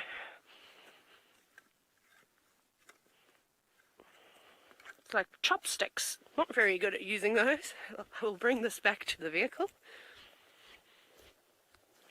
Also, there's so much lion feces here, it's quite gross. There we go. So there we go. You can have a closer look at the rib bone of a 5-day-old buffalo carcass, and you can see. Sorry, I'm actually going to move forward. I can't see what you're being showed, but you can see how the hyenas have sort of smashed straight through the rib bone. Look how sharp those shards are as well. And they were trying to get to the little bit of bone marrow that's on the inside. So nothing here now. But if a hyena were to pass through here, it would definitely still have a little nibble on these bones. I'm going to put it down. And then there's some feathers. Go back. Now, you always got to be careful and make sure that there isn't anything around, but I did have a look in here. Here's one feather. Quite a few vulture feathers around here, which is epic. See if there's anything else that's interesting. No, but the horns are completely gone. I don't know where they've taken the boss. So, I mean, you saw the whole carcass was around here. You can see over here, what? There's a tree. That this is where they emptied the stomach contents out. It's difficult to see through all the trees, but there's lots of buffalo dung on the ground, but that would have come from the inside. It doesn't smell nice around here. I don't like the smell. Look at this. Peter, I have absolutely no idea where the horns have gone. I was looking for them now. The hyenas have probably dragged them off with the rest of the bones. So this is a feather from a vulture. And you can see that it's no longer needed anymore. It's very tatty. It's not a good flying feather. So this would have just come out. I mean, obviously when they're squabbling around quite a bit at the carcasses, they do lose a bit of feathers, and you've seen how they launch in at one another and pull bits and pieces out. But the feathers of vultures, they're thick, if that makes any sense. They're super dense here, but I suppose you need good, strong flying feathers for when you head up. And then look at how they become very soft and fluffy. And this is really good for the insulation. This is going to help keep them warm. So this is just sort of closer to where their skin is. I thought we would have found more feathers, but there's a couple of small ones, but nothing too significant. I might hold on to this and take it back to camp. And it would be interesting just to show the students. Oh, it's quite gross. Actually, I don't want to put that on my stuff. I shall just throw it down over there. And yeah, I'll do a little bit more investigating around here and see what else we can find. So maybe I'll have a few more things to show you.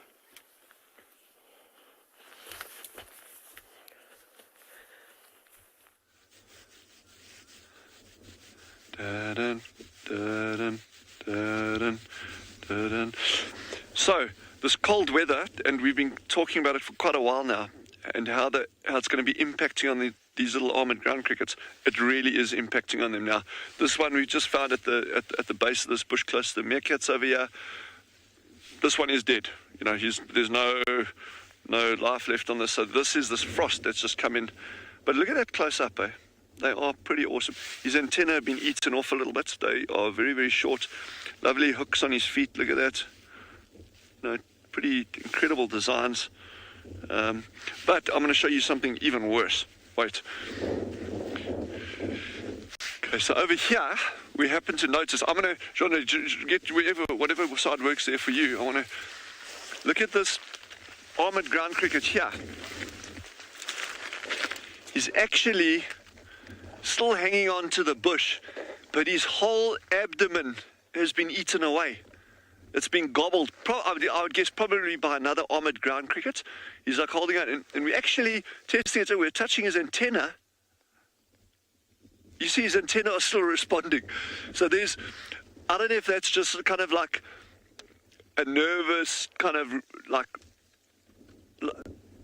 reflex or what, but those antenna are still doing this, and that guy's half eaten.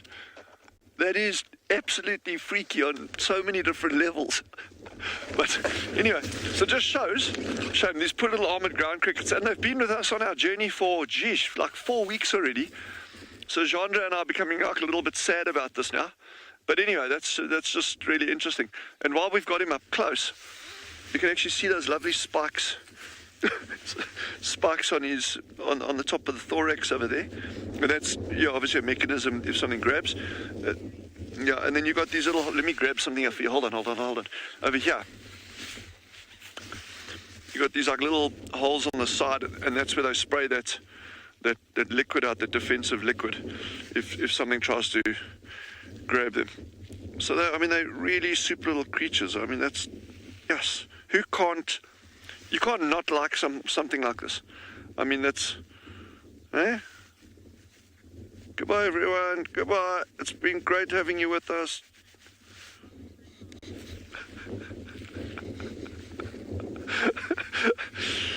Yeah, they are so cool. I mean, there's just no... they are the coolest things. And this is the thing, everything out here is cool. Doesn't matter if it's an armored ground cricket or a termite or a meerkat or a lion or whatever it is. All of nature's cool. A rose in a manicured garden in a city is cool. Everything is cool. It's just like nature is cool. Case closed. I mean, it's brilliant. So cool. So these little meerkats, they're still in bed. Anyway, I want to say goodbye to everyone. Cheers, everyone. We'll see you next season.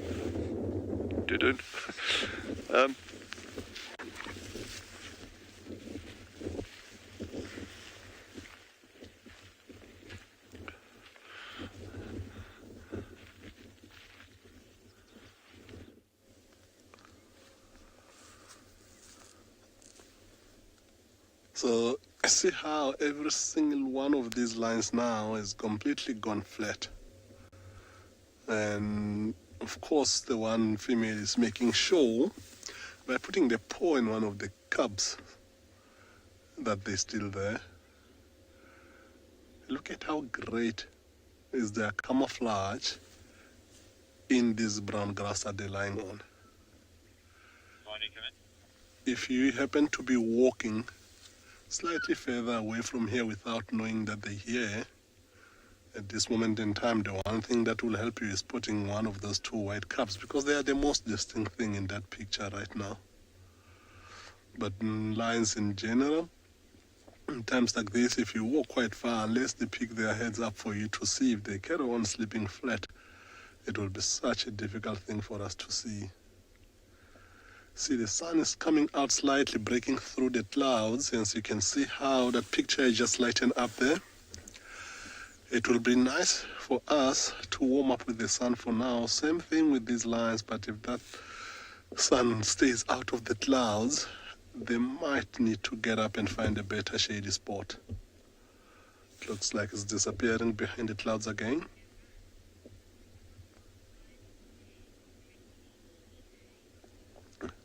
So lions will rest for extended hours of time. They can spend up to about between 16 and 18 hours a day sleeping. And as of now, because they've been moving for most of the night from where they are now, if that sun comes out behind the clouds again, they might just find a shady spot. They might sleep in this particular spot unless something comes all the way until at around 4, 5 this evening.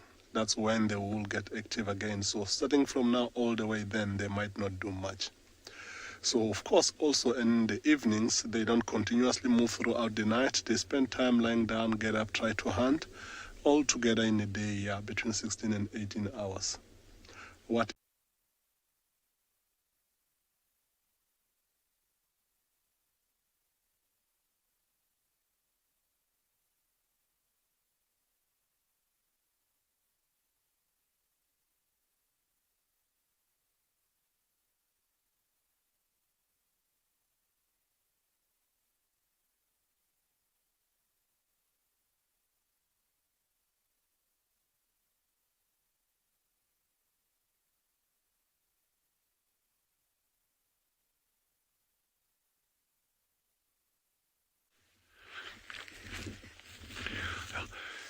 thanks for coming back to us. Apologies, we did have some issues with our connection on the other side, but hey, here we are.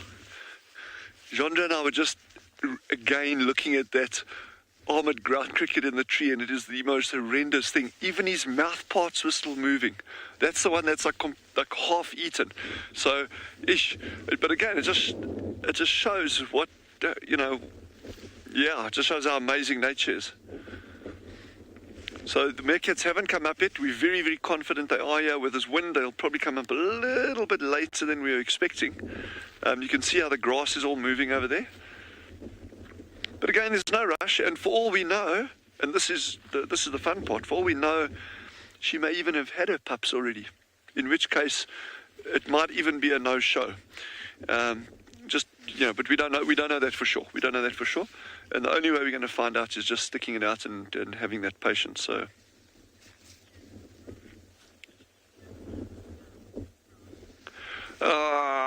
Rob has asked a question after my own heart there. Are there any dung beetles around? Dung beetles are the most wonderful little group of insects. Unfortunately, this far into the dry season, the winter season at Swallow, I haven't seen when last did we see one? About 4 weeks ago we saw there were 1 or 2 around, but very, very few now. So just with these cold temperatures, it's not good dung beetle time of the year. With the onset of the rains again, if we get early rains October, but otherwise you're normally looking at mid to end of November, early December.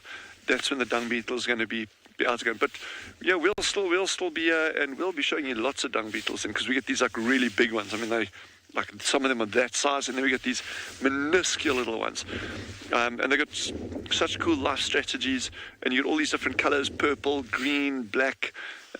So we'll definitely be having a look at dung beetles in the not too distant future.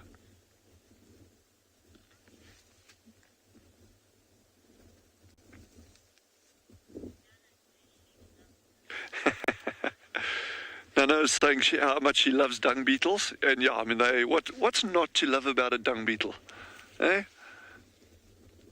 I think, yeah, everything has its place out here, sometimes, and dare I say it, I mean, even things like flies and tapeworms, it's like, yeesh, it's like, those are probably like 2 not a high on my hit list there, but yeah, everything has its place and everything's important, and I think that's the big thing here. We touched on that yesterday when we were looking at that aardvark, how important large ecosystems are for conserving biodiversity. We were talking about wild dogs, and there's a really interesting challenge. There's not that many reserves left in Africa that are large enough to take populations of wild dogs. And, so you sit with big challenges there. But it's not just about those big things. It's about the armored ground cricket. It's about the meerkats. It's about the flies. It's about the parasites that live on all these cool animals that we're seeing. These meerkats, they'll have a whole lot of parasites on them. And that's the essence of biodiversity and conserving biodiversity. The higher your biodiversity, potentially, the more resilient systems are to change. And if we're looking at in terms of climate change, you really want as many of those component parts intact on these reserves. So that's very important.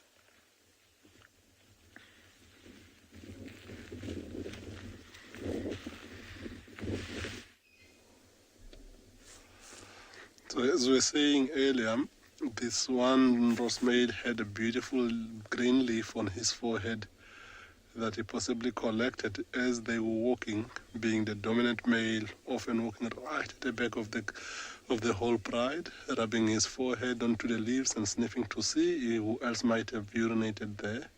And as he does that, some of the leaves stayed in his forehead, which looked quite cool. He's just gone completely flat onto his side, so I think by doing that he would have managed to get rid of that leaf. Although it didn't look like that was a problem for him at all. It didn't look like it was bothering him whatsoever. Look at how big that stomach is. If you compare him to the rest of these lions, whatever it is that they ate, him and his brother got majority of it. You can see how he is taking deep breaths. So with the belly being that full, there is not enough space for the lungs to expand and contract. You can see how he's taking deep breath, breathing in and breathing out. And right now, for a big guy, there is no worry in the world at all. But looking at how asleep he's looking, you will be amazed as to how quickly will he react should he hear anything that might be walking towards them and the rest of the pride as they lie in this beautiful open area here. So unlike us, that when we full bedded like that, we will be fast asleep and don't hear much. With these lions, they never go into a full sleep. They take cat naps, so they'll still be able to hear what's happening around. It could be anything that moves in the grass. If we start this vehicle,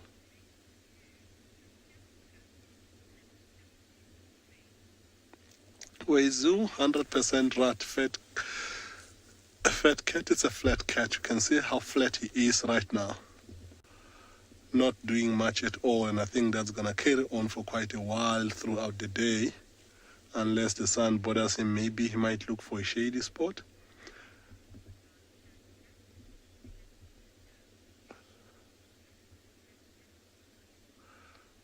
Okay, as we carry on sitting here watching this Rosemary breathe in and breathe out, I'm gonna send you over to Dumi to go see the other flat cat that he's got on his side.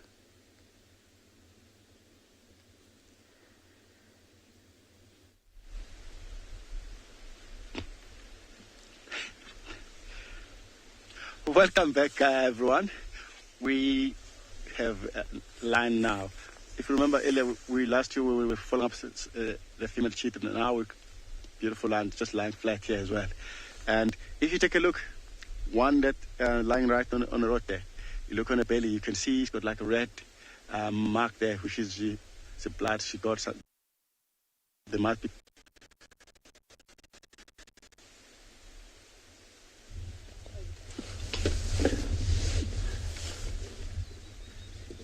Yeah. They might be caught something already, but I'm not sure what they might got to be. Can only see, I managed to see 3 lines here. There might be more than that. There. Right, up there, beautiful for sure. If you take a look, she's still young. Yeah, and she's not even worrying about anything around.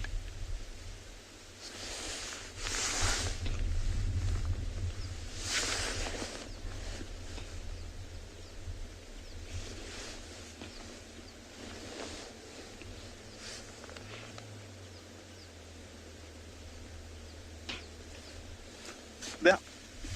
If you look, all the cat like this, when they're still young, they will have a spot for camouflage.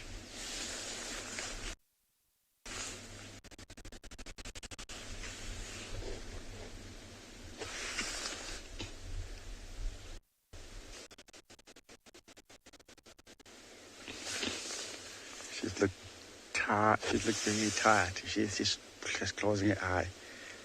And then you can see they're just the king of the jungle. They don't want to move or anywhere. There's another one just getting her heads up. Sorry?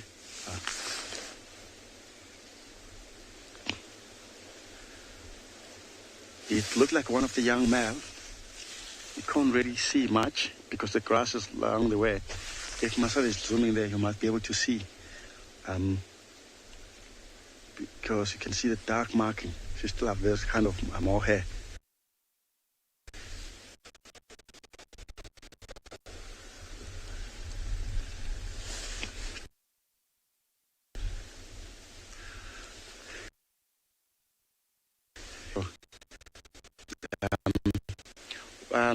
We'll send you guys across to Steve with the hippos. I enjoy it there. Well, I'm sure we'll be still.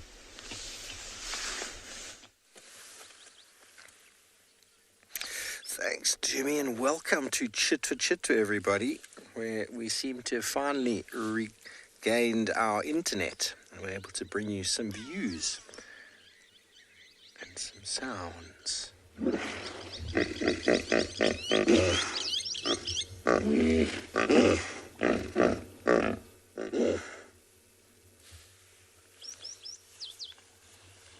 The hippos are just apologizing for the lack of internet for the last while. And they haven't made a sound until we went live with you. How's that?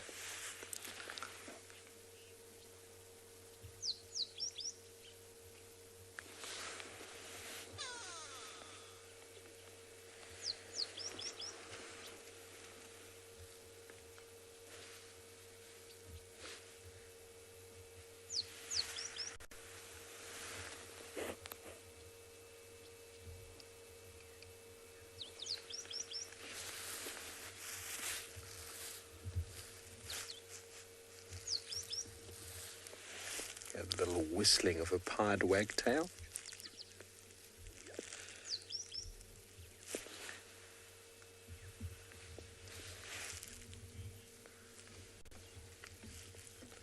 There we go, top left. There he is.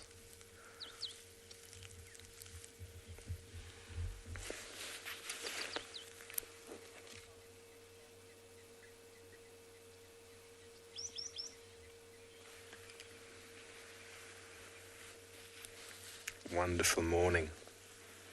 The watering hole. It's going to allow you just to listen to all the sounds. Really quite pleasant.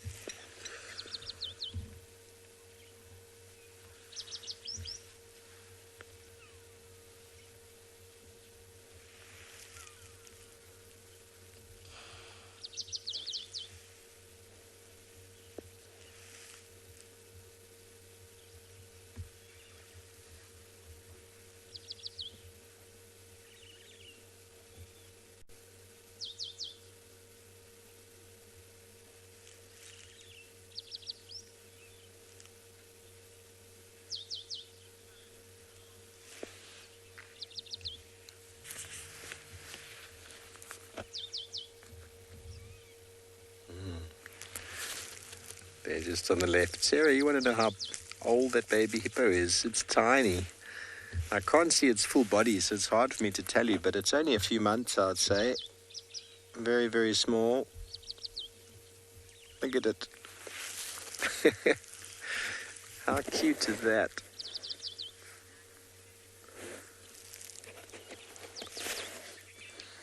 So hippos have, interestingly enough, everybody, a gestation period equal to that of humans.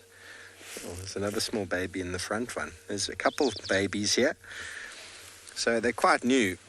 Definitely when I was last at Chitwa a few months ago, there weren't any of these little babies.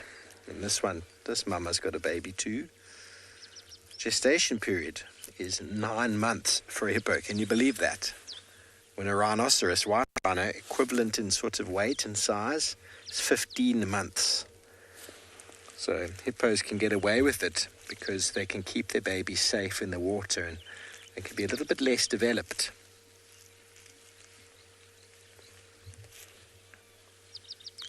The babies will spend most of the time in the water, suckling underwater. That's how they learn to hold their breath so long. This is their life. Born in the water to live in the water.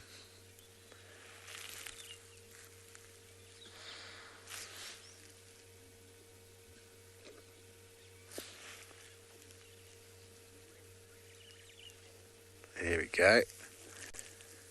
Those teeth designed for fighting and defense. There's no other functional feeding potential or for those big incisors. Cut a crocodile in half.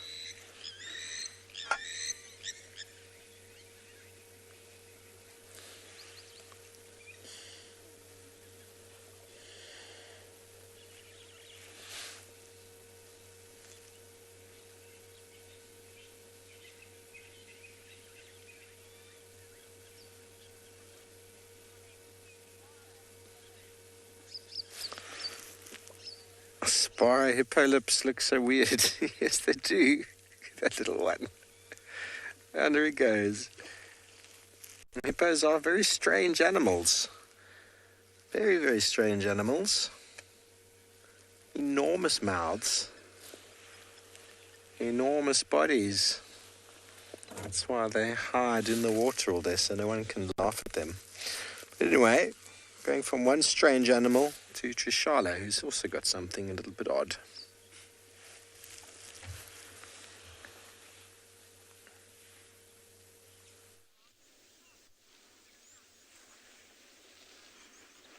I am so comfortable with my strangeness, and that's why I'm so comfortable out here in the bush, because all the strange animals I feel are my gang, my group. We're all a little strange out here, aren't we? We all have a little bit of strange, including our giraffe here. There's actually 3 of them. One has decided to hide from us. Probably saw my strangeness coming. But these 2 are happily chomping.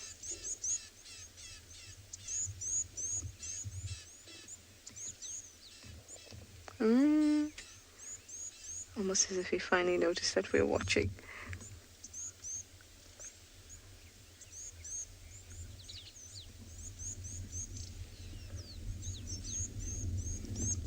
Good morning. Oh, they are tucking into, looks like, yep, really nice juicy leaves. You can actually use them in salads. So it's no wonder that these guys like them very much.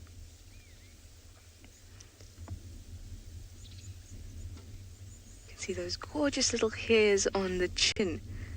Now those will actually help it to determine which areas are, will actually help you to determine, or help the animal to determine, whether there's too many thorns around, whether it's going to hurt itself, and those eyelashes also help with that. Protects the eye and is another sensory little bit of information.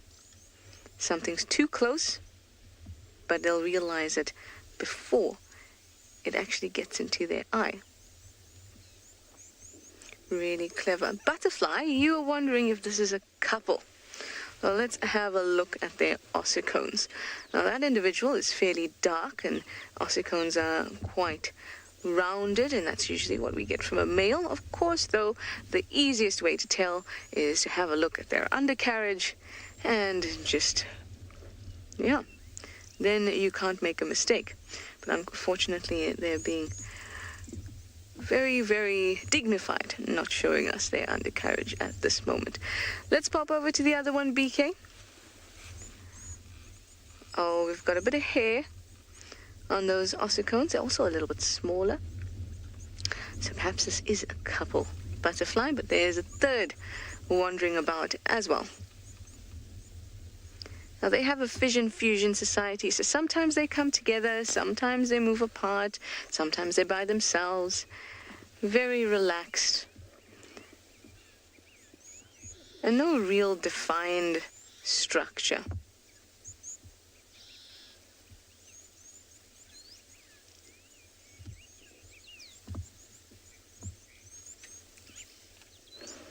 It's very interesting to watch their tongues as they move about on a tree. And what's quite exciting here, or at least it excites me, is that they're both eating from opposite sides of this tree. Which means that both sides of this tree will start to producing, give yourself a shake. There we go. They're eating from opposite sides of the tree. And usually what will happen is the side of the tree that's being preyed on by these herbivores, which is essentially what's happening, that side of the tree will start to produce lots of tannins and terpenes, which are basically volatile compounds that can easily evaporate. That's what volatile means. And it can send signals to trees nearby saying, hey, I'm under attack. It also will be able to release these tannins into those leaves on that side. So they're both eating on opposite ends, which means that tannins will be released like crazy on both ends, and it's only a matter of time until it gets very bitter. but they're doing something a little bit more interesting as well. Instead of moving around the tree, they're using the different heights of the tree. So the tree won't send tannins to all the leaves all of a sudden, because that is a lot of resources to waste on an area that maybe a herbivore is not at. So the tree will release it at leaves where the herbivore is attacking it. So the one on the left has moved down, the one on the right has picked it way up. Really interesting to watch how they feed depending on the defenses of the plant. But they should move to another tree soon, because it will become really bitter.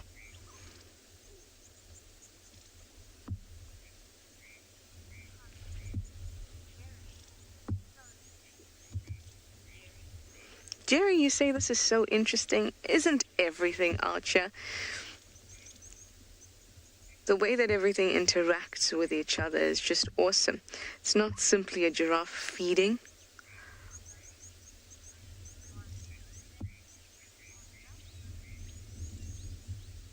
Just gorgeous. So much more going on. And I love to be able to talk to you about it and for us to have discussions about it. So please go over to our support page so we can continue to have these wonderful discussions and learn all these gorgeous things about the wildlife out here.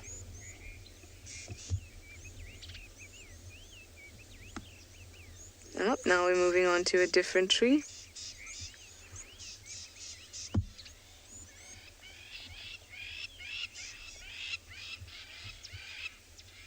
The sounds this morning, isn't that just fabulous?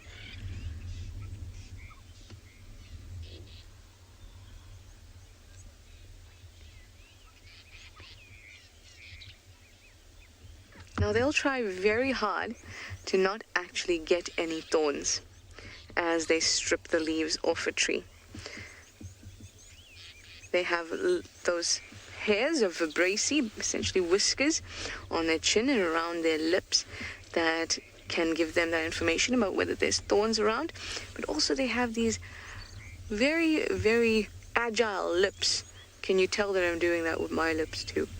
And a tongue as well, very flexible, that can be very specific about what leaf or what branch they want to pick at. And that helps them avoid thorns. But the occasional thorn that does get into their mouths, as you would imagine they'd have to be when you're eating so much all the time, that can actually be coated in a very, very, very thick saliva that they possess to help them actually get it down their throats. And of course that tongue is very strong, so that they don't damage it as those thorns pass through. Gorgeous, gorgeous sighting of these giraffe.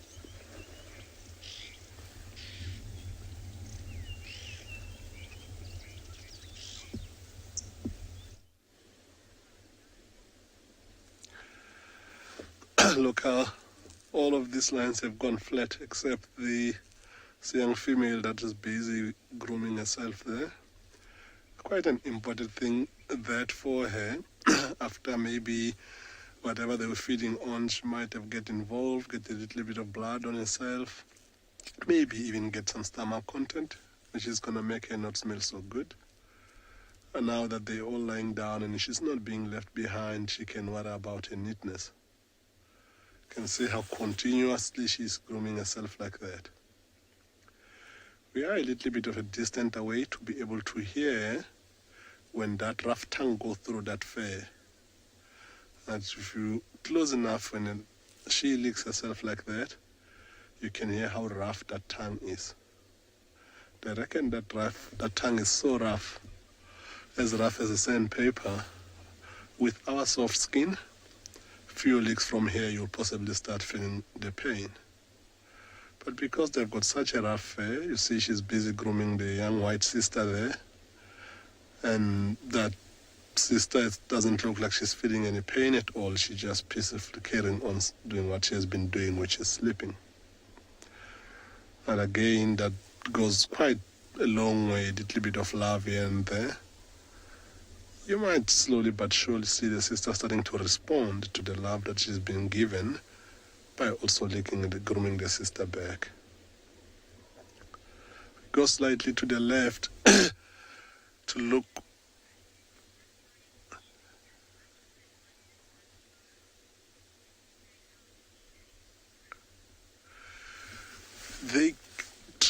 They can ingest in one go at least a quarter of their own body weight. And after that, they have to lie down, breathe hard to try and digest. And once they've digested a little bit, go to the bathroom. Then if they've got a little bit of space, if there is still food left, they can go back to gorge themselves even more. So for that big male lion, who will roughly be between 200 and 220 kilograms, he will eat up to about 30 kilograms of meat at a first go if he was empty-bellied. And after that, he has to lie down and digest. And if you look at him, the way he's breathing, he easily got up to about 20-25%. He's not onto his fullest capacity, as full as he looks. So he could have eaten a little bit more. Maybe he's already digested and gone into the bathroom a few times. Look at him stretching. At a leg stretch, it looks like he's enjoying the warmth of the sun, slightly, slowly but surely starting to get warm. As he stretches, you see the few of the others also get their heads up. About a few minutes ago, the big male, before he started stretching, was lying so flat and so peacefully that he started snoring. But again, unfortunately, you wouldn't be able to hear that sound because it's a very faded sound that he was making. If you look at him now, you see how, looks like he's about to get up. See how he likes cuddling with himself there with his paws kind of leaning back into his body. If you look closely to those paws, you can be able to tell how big those paws are. Seriously looking so strong and so big. And if you look on the inside of his front paw, almost at his chest on that front right leg, you can see there's a little bit of a red blood tinge there that you can see, which looks like he hasn't really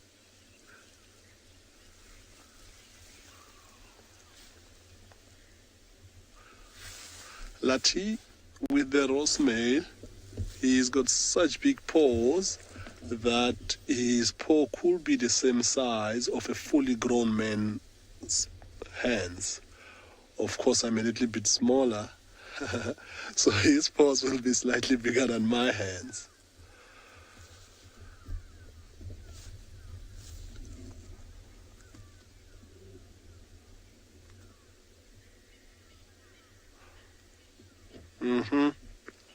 And looking at that red tinge of blood on the inside of his front leg, you can see he hasn't gotten around to getting time to groom himself and clean himself, to keep himself clean, as we saw that young female doing earlier on. It looks like he's got his priorities right. Ate, walked, marked his territory, now wants to sleep. Cleaning can wait.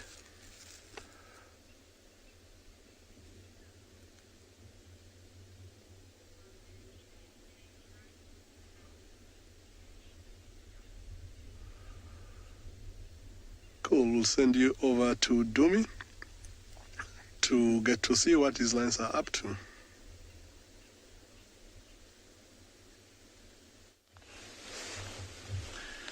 Welcome back, guys, again. We're still here with this pride of lion. As you can see, that now we can count 5 lions at the moment. Pretty sure there are more than 5 lions. It's just because the grass is so tall here. And yeah, they look well fed. As you can see, the bellies have looks much bigger comparing and that what the last day we saw them. I'm not too sure what actually they caught here. Must be something big because look at all of them. They're full bellies. Well, she's very nice.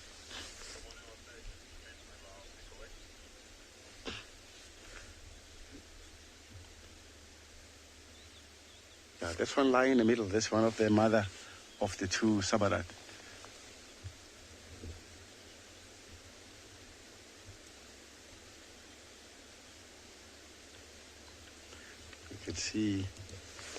You can see that belly on that one closer to us. Very round. And it's got like a red dot of the blood. But it looks very lazy. Only get up when they want to do something and they come lie again. I think they find it very nice to lie on a road because most of the place are very wet. Even the grass is so wet because yesterday it was raining heavily in this area. So I think they're enjoying to lie on a road like this. And also they start feeling the sun shining today, which is perfect for them. They don't have to worry about hunting or anything today.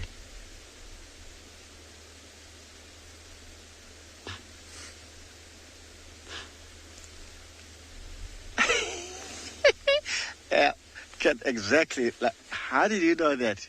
Actually, behind us, I think we have like a 5 or 6 vehicle right behind us, Cat. You are quite right.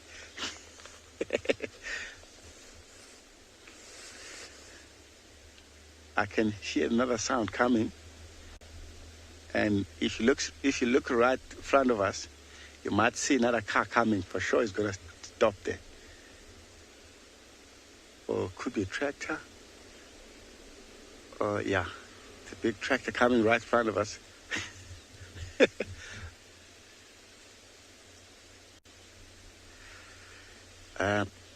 Yeah, as you can see, we get a lot of roadblock around here. We'll send you to Chit. Just enjoy the guys.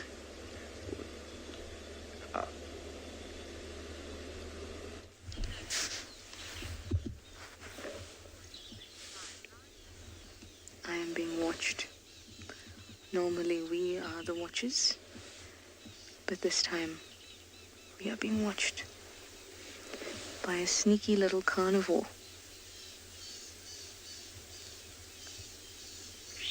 Staring contest. I'm okay. I'll let you know when I blink. Eyes are getting dry. Oh, I blinked. Mongoose won the staring competition.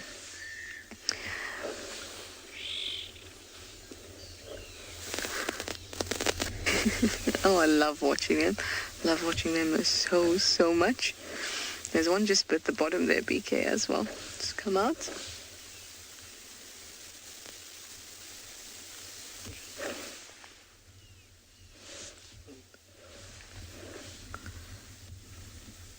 Hello. There are quite a few here when we arrived, and of course they scurry inside once they see us, and then they scout us out just like this. And then they decide that, oh, we're not actually a threat, and then they'll all come out again and go about their morning business, which usually involves, in fact, always involves sunbathing on this eastern side of this termite mound, where the sun is really nice. In fact, I'm enjoying some sun at the moment, too. See, little dwarf mongoose, I can be like you, too. I'm enjoying sun. They're not buying it. Kiki, you say they're so cute. Kiki, they are unbelievably cute. I would love to be able to habituate one of these groups.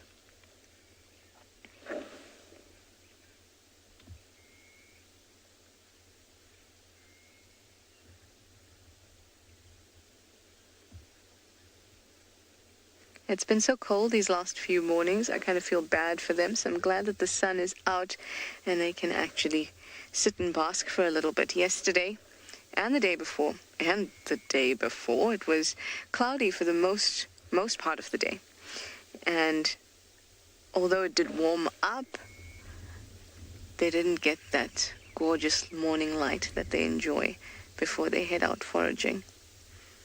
But I did see them out during the day, so it's not as if the weather is cool and you don't get sun and it's cloudy that they won't come out, because they need to eat. They need to go about looking for their favorite bits of food, tiny little reptiles, invertebrates.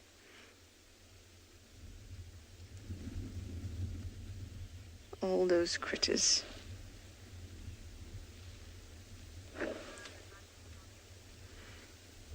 It's lovely. Life of a mongoose is really nice. You don't have to wake up at 5:15 in the morning.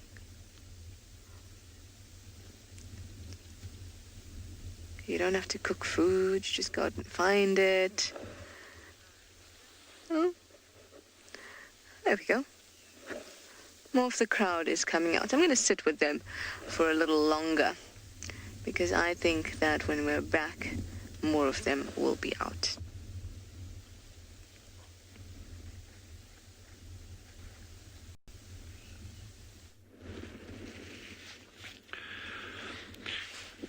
No joy on the meerkats yet, I'm afraid, but like I say, there's lots of good fresh tracks around here, so I think it's just this wind that's pushing them, and I'm hoping that Alpha's had her pups.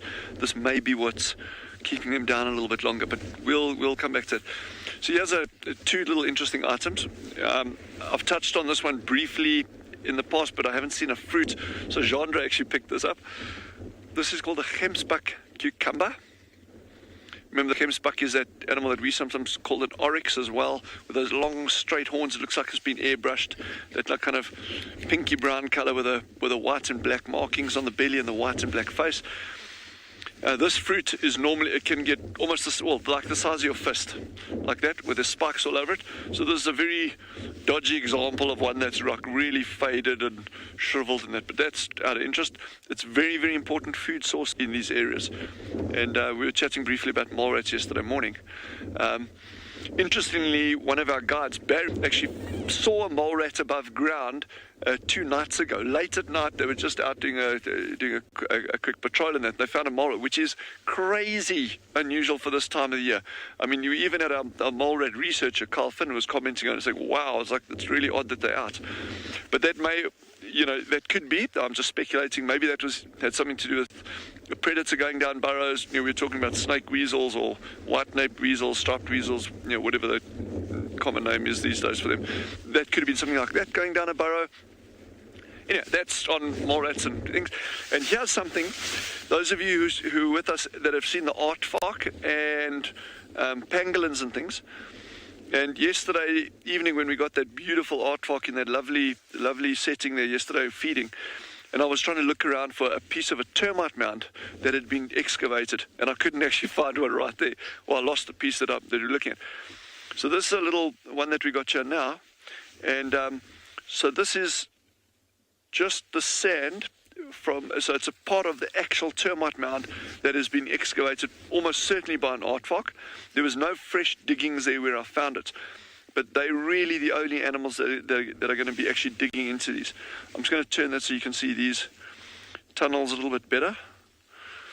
But this afternoon, if I remember, and my memory is shocking, but I will try, is I'm going to bring out and I'm not going to tell you what it is just yet, but I'm going to bring out the coolest little thing that I have at home. But watch this space for details, and it's got to do with termites and that as well. But anyway, so that just shows you, and you just think what a labyrinth of tunnels exist inside these mounds. So the mounds that you see where our colleagues are, like where Trish and Taylor and them are down in that area, you got those massive termite mounds, and you often get warthogs and aardvark and things burrowing inside those termite mounds. You even get like bat colonies living in them sometimes, snakes, all sorts of things. But they form those massive mounds, and they can be really, really tall. The termite, if you scan over this landscape here, you're not seeing any termite mounds. There's none. There's nothing that you can see that resembles a termite mound. So what we find in this environment, and it's almost certainly got to do with frost and fire. We do get fires across these landscapes occasionally, and lots of frost, as we know.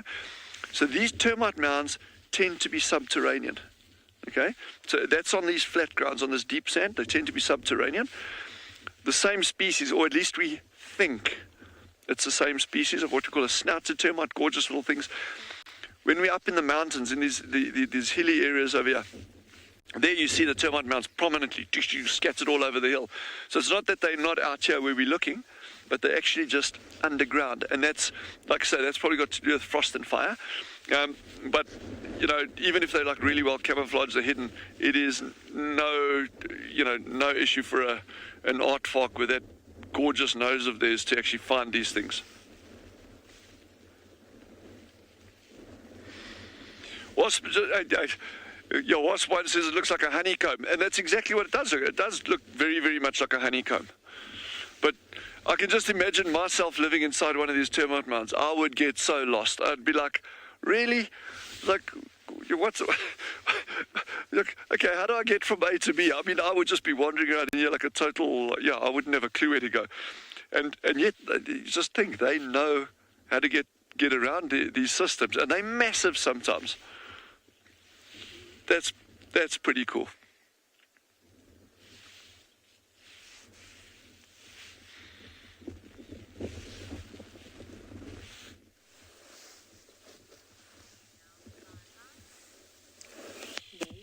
They are out and about. Dylan is there looking for the meerkats. I hope that he's successful.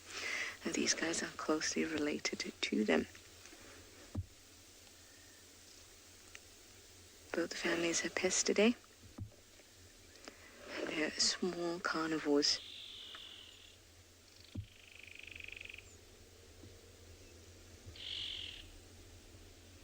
I love how they get a lot more comfortable the more you just sit with them, and that's one of the kind of traits that you'd look for when you're thinking about habituating certain animals. And when we talk about habituation, what that really means is that an animal is used to your presence and realizes that you're not a threat. It's not that you're touching them or feeding them or anything like that.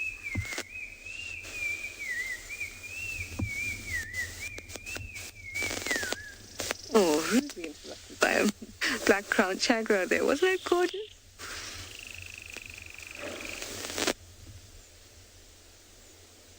And I always think they sound like they're saying, please, please don't hurt me. Please, please don't hurt me.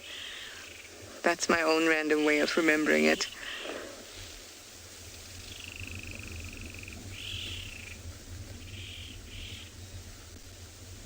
Oh, I think they're warmed up quite a bit now. They're moving a little more. They're out fully.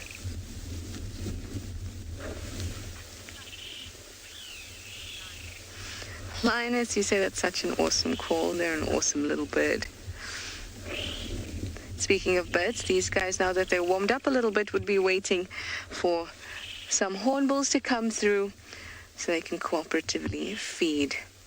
They don't always do it, but it definitely does help, both the hornbills and the mongoose. So they tend to wait for each other.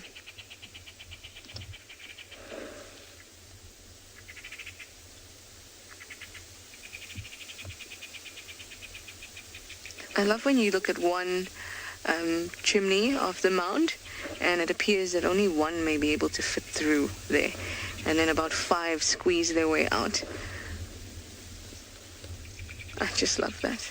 Oh, there's a good look at those claws. You'll see them scratching the ground quite a lot, looking for invertebrates.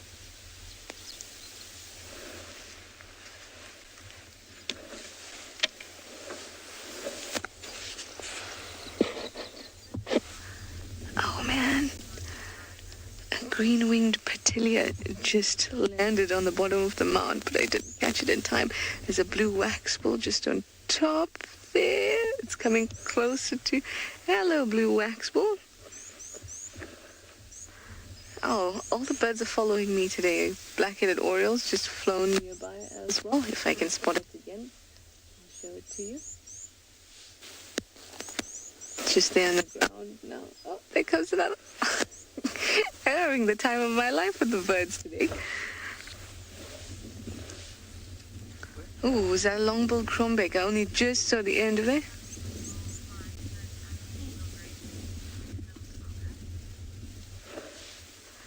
There's our wax ball.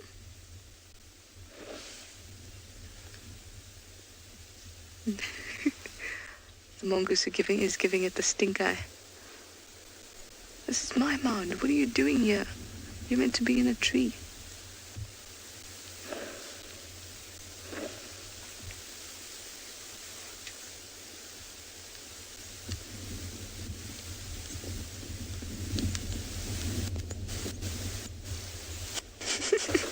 Oh, I could just watch them. Peter, you'd like to know if there's a reason that all these birds are hanging around the mongoose? Not these particular birds. There are other birds that hang out with them, like starlings and hornbills, but these particular birds, they're just going about their business. They've just dropped in and now they've gone away.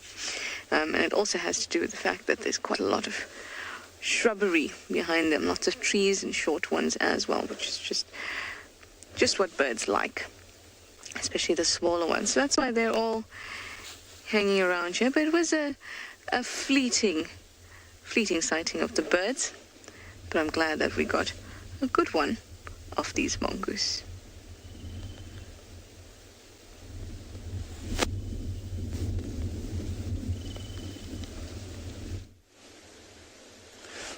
Welcome back, everyone, again. We are still here with these lines.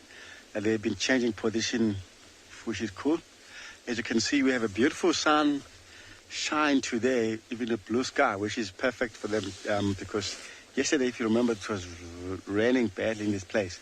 So that's why they're just trying to get warmer because everywhere is so much wet. And as you can see, look like they want to just get a lot of flies on there.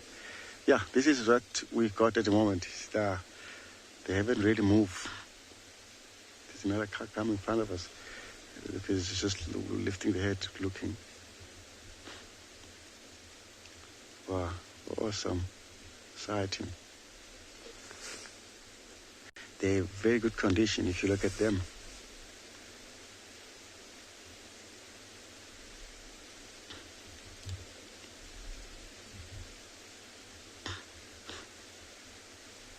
Lovely today, comparing yesterday. Yeah, but anyway, we need the rain. We've been very lucky to have rain, especially this time of the year. So to keep the place going. I see 1, 2, 3 lines around here. Actually 5 altogether. You can see another 2 on the long grass. But I'm pretty sure there must be 6 lines there.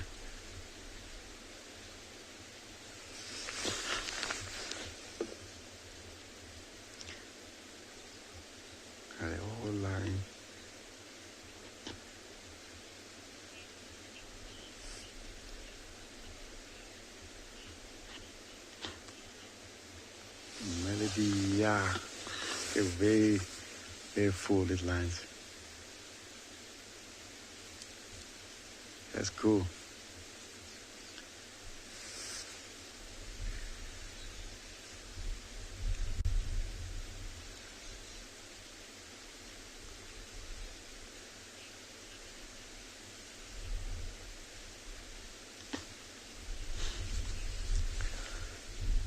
Nice one, eh, Kemi? You enjoying it?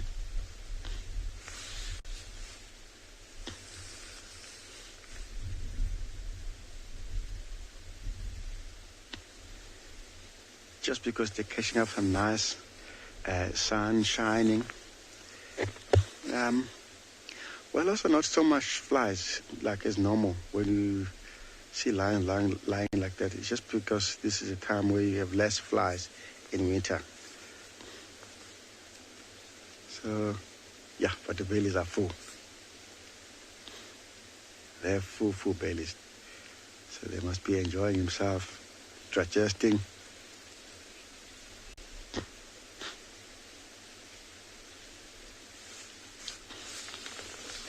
Wow, we're still enjoying our line like that. We'll send you across to Bani with the line as well there, grooming. Enjoy, everyone.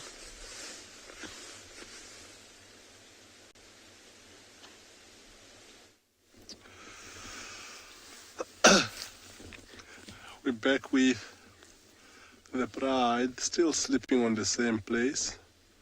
Some of them were grooming slightly. The sun was gone behind the clouds again, and it just came out again. So this is the warmest this morning the sun has been.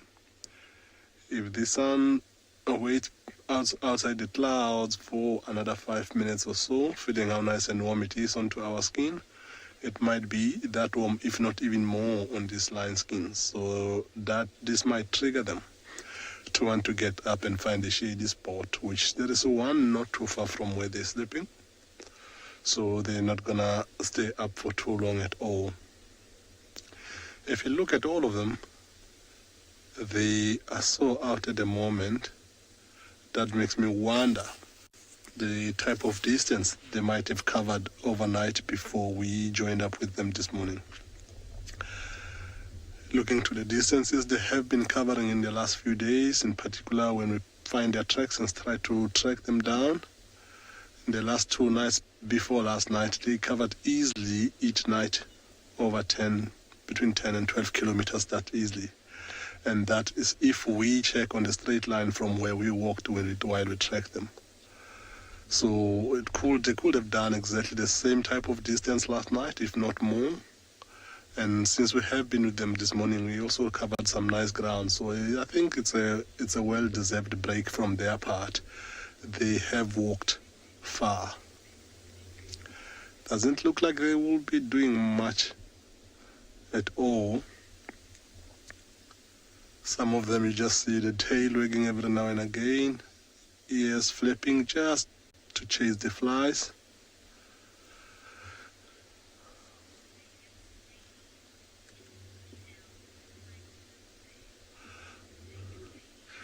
Las Vegas lady, no, the female with the young cubs, she is not with the pride at the moment. We last saw her with the pride 2 days ago. The day before yesterday when we found them, they didn't have that female and the young cubs. She was last seen with them, with the pride, somewhere in the central part of the reserve. It will make sense though why she stayed behind, as I just indicated the distance they've walked in the last 2-3 nights. It would have been too much of a long walk for those tiny little cubs to keep up with the rest of the pride if they would have walked far while they're there. But saying that, with those cubs being so tiny, I think that's possibly one of the reasons the mother chose to stay behind, because it is quite tiring. Even for these big ones, you can see how well they're sleeping now after such a walk. Imagine what it would have done on those tiny little cubs, where one of them takes one step, it would have taken 4 or 5 that easily.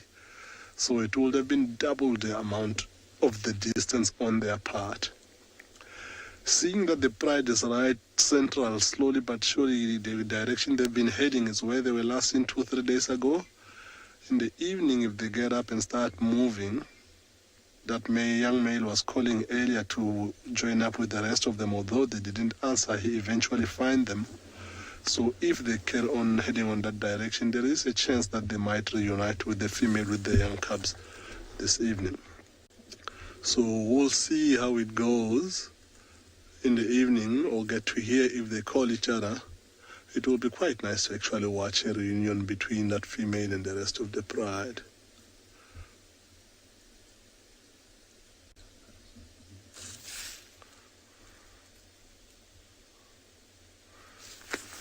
You can see in the distance, that is the area where we last saw that young male. We're just trying to show the distance between where the young male is and the rest of the pride. He has gone completely flat, disappeared in that long grass. You can hardly see that he's there. And the rest of them have joined up and they're all lying together here. So it looks like slowly but surely he's getting the message that these 2 Ross males, and they don't want him in this pride anymore. But of course, because he is by himself, he doesn't have any brothers of his same age to go with. It looks like he's just going to keep following them for now. But he knows his place. He's just lying there and waiting. If they are to get up, they might get up and start moving. He might get up right away and start following. Or he might just take it easy and let them move, and then he'll do what he did this morning, just trailing them by using the sand. It did look like a little bit of hard work. Like you saw, he was moving back and forth when he loses the sand. But he got the job done. That's what's important.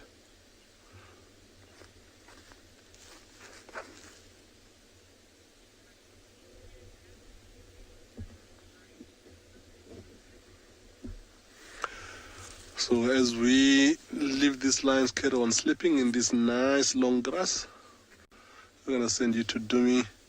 Have a closer look to his bride. Sounds like one of them have got up and get closer to him. 1 or 2 minutes. I'm live here. Sorry. Welcome back, guys. As you can see, we still have our lion still here with us. If you take a look, yeah.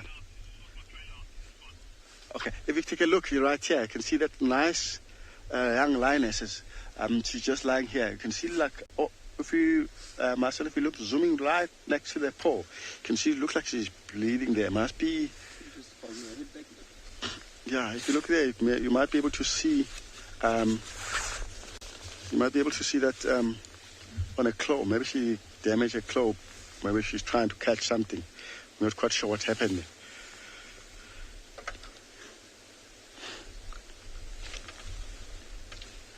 Yeah, but she's still young. She's still learning everything. Whatever. Maybe she was catching, trying to. She must be damaged her claw, but she'll be okay because she can reach there. She can lick easily. It won't be a problem at all.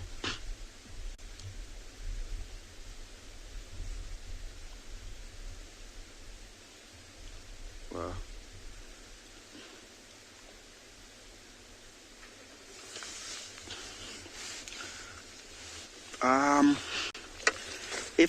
If I look carefully there, because I can see the bleed coming straight to where the claw moved in, where they tracked the claw. I can't really see because you don't always see the claw of the lion, but she might be still has. Yeah, we hope she will be still okay with that.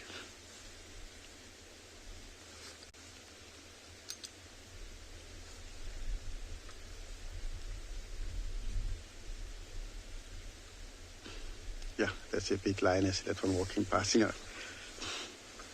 Look, how cool is that? Oh, turn right, this way.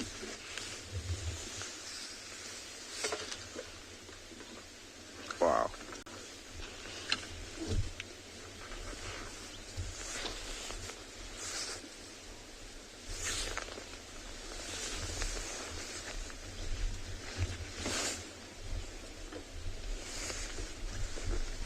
Wow, looks like she's moving away to the grass now.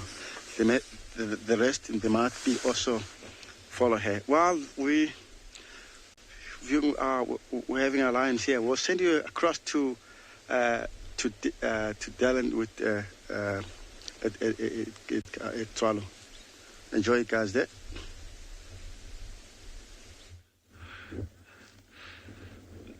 So I'm smiling, but I don't know if I should be because the meerkats haven't come out of bed yet. So I'm wondering they may even have pulled a quick one on us yesterday afternoon. After having gone down, the team confirmed that they were here, but yeah, it could be that they were disturbed at the burrow by something else. Who knows? But anyway, we're going to sit it out and we're going to put tracking teams onto them again later. What we're going to show you next is definitely not for sensitive viewers. I would strongly recommend if you're a sensitive viewer, you probably won't want to watch. But then, of course, I do know that when people hear that, then they actually want to sit and watch. So anyway, I'm going to show you something pretty freaky here. So that armored ground cricket that we said was half eaten, here he is here. Okay, there we go. Look, he's more than half eaten. You see that? He's been gobbled up. But look at this. If you look closely, look at the mouth part still moving.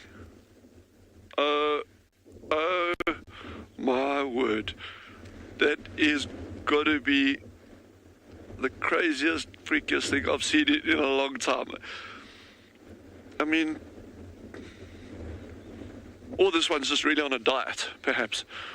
Look, it's like No, but how's that? That's wow. That's wow.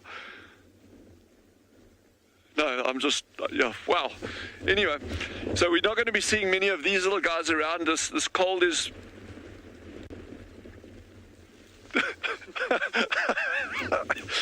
We did warn you, Stella.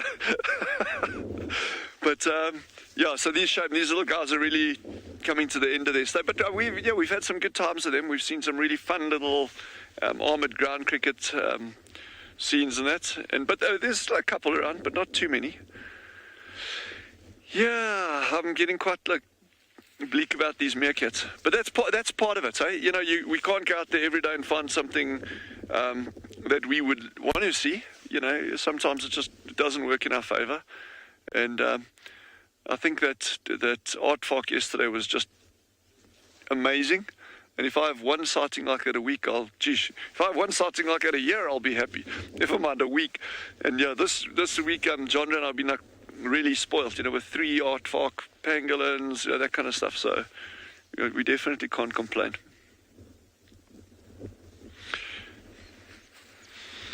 Yeah, it's only Friday. Imagine. Sorry, say again. Andy was saying something. I didn't get that with the wind.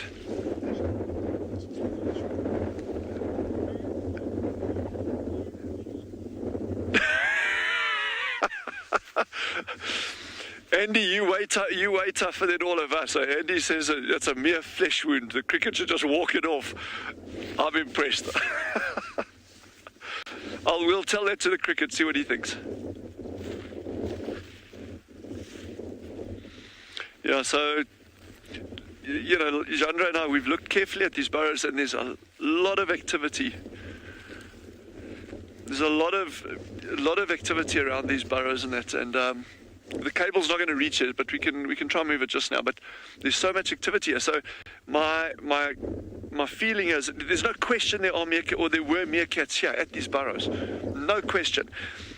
What I want to know is what's happened to them and where have they gone to? I mean, that's it's like the evidence is there, but the perpetrators aren't. So, you know, we need to actually do our homework a little bit better now and try track these guys down.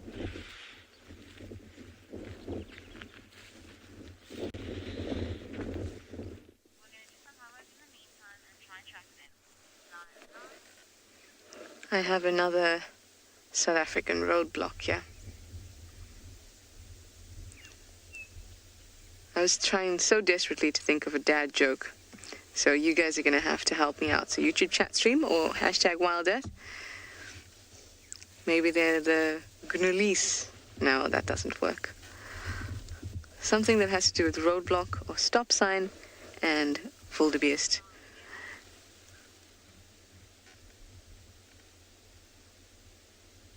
Poor things don't know they're going to be subject to my and all of your horrible dad jokes. There's quite a few of them, which is quite nice. I'd say maybe about 15.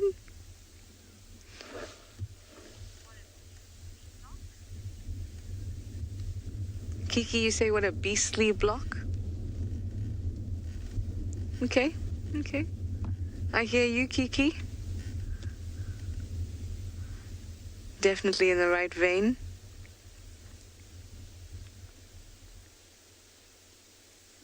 Node block. No.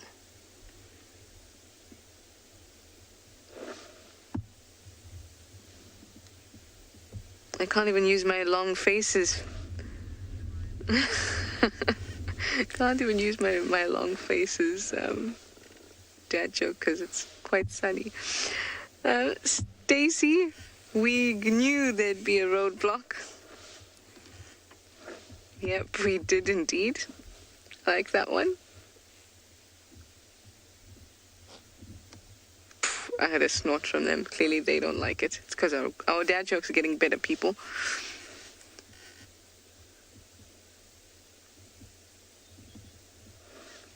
Oh, we have a little piggy to join us.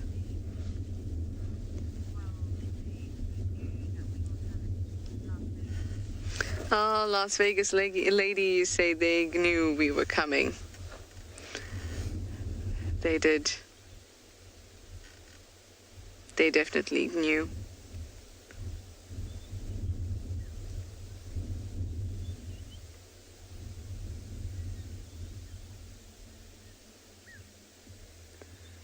Oh, I feel like if you just went over and hugged them or like jumped into the middle of this herd, it'd be so warm. That dark brown coat just seems to absorb so much heat. It just feels that way. And they're sitting in a great patch on the road where their bellies can get nice and warm, as well as the sun beating down on them. That feels good, just looking at them.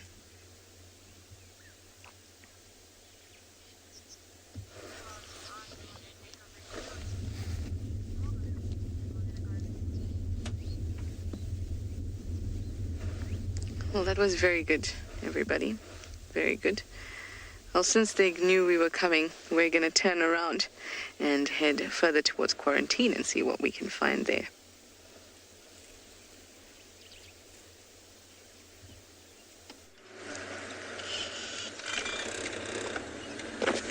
Wildebeest always know that you're coming because they watch the news. Sorry, that was a very bad joke. Gnus? Did I get it? Sorry, everybody. Humor. The humor this morning is unbelievable, and that is dad joke number 1 for me.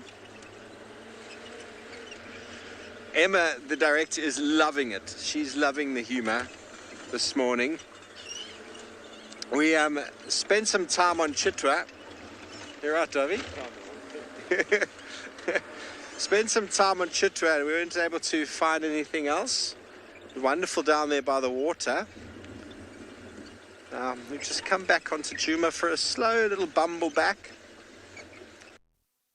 Haven't picked up on any signs of Thandi this morning, so I don't know what she's done. She must be on a kill and she must have got across the river because she has not gone back. That is certainty now. So she's probably somewhere on this side.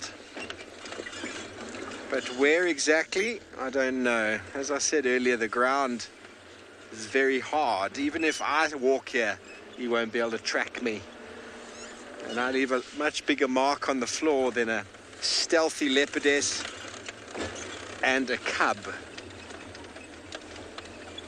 Anyway, that's the way it works. I've got this afternoon and all day tomorrow to try and find Thandi's cub again for all of you before I head on out. That is my mission. Kelly, this morning we had Thandi's tracks that were from yesterday, and her tracks were quite clear in certain areas, but I couldn't see any sign of the cub. Where we've just been now is the area where I last saw tracks of the cub, but Thandi's not gone back into that area in 2 days, which means that she probably brought her over actually 2 days ago, but we just can't see the cub tracks on the ground because it's likely she brought it over while it was raining or just after the rain. And that means that unless the cub walks on very soft little sandy patches, you don't see the indentation. Even on this road here, it's very hard to see anything at the moment unless an animal really puts their foot down. A hoofed animal, easy enough. A running animal, easy enough. But a small little cub, it's just delicately walking. Near impossible. So we'll continue to check the watering holes because if she does have a kill, she will have to come out to drink. And we're also looking for a nice steaming pile of her poo that she leaves on the road as she walks around. And that might be the best way to find her. But good news, or should I say good news, Trish is still with her wildebeest.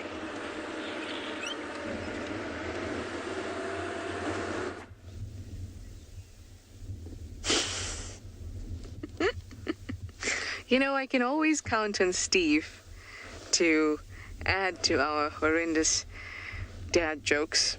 That's a true friend right there. It really is. Well, he's looking for a horrendous, or rather steaming a horrendous pile of poo to find Thandi. I've driven over one.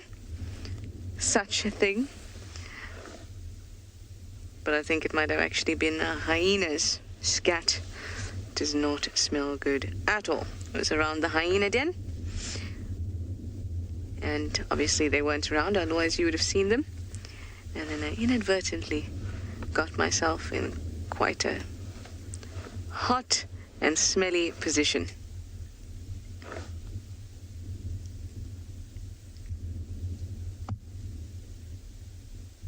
Now these guys look so peaceful. I just love it. They're all sitting about there and chewing away, enjoying the sunlight. Their bodies are heating up, overjoyed at the clearing weather, much like myself.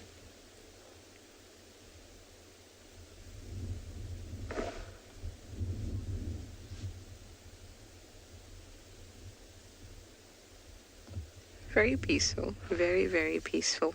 Whenever I see them, they're always doing something, moving about, especially the last time they were chasing each other.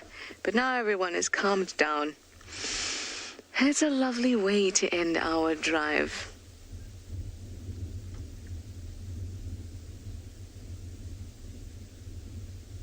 Of course, flies will never stop bothering them, or us. Well, it's that time, everybody. We'll see you this afternoon for Sunset Safari. But bye-bye for all of us, and thank you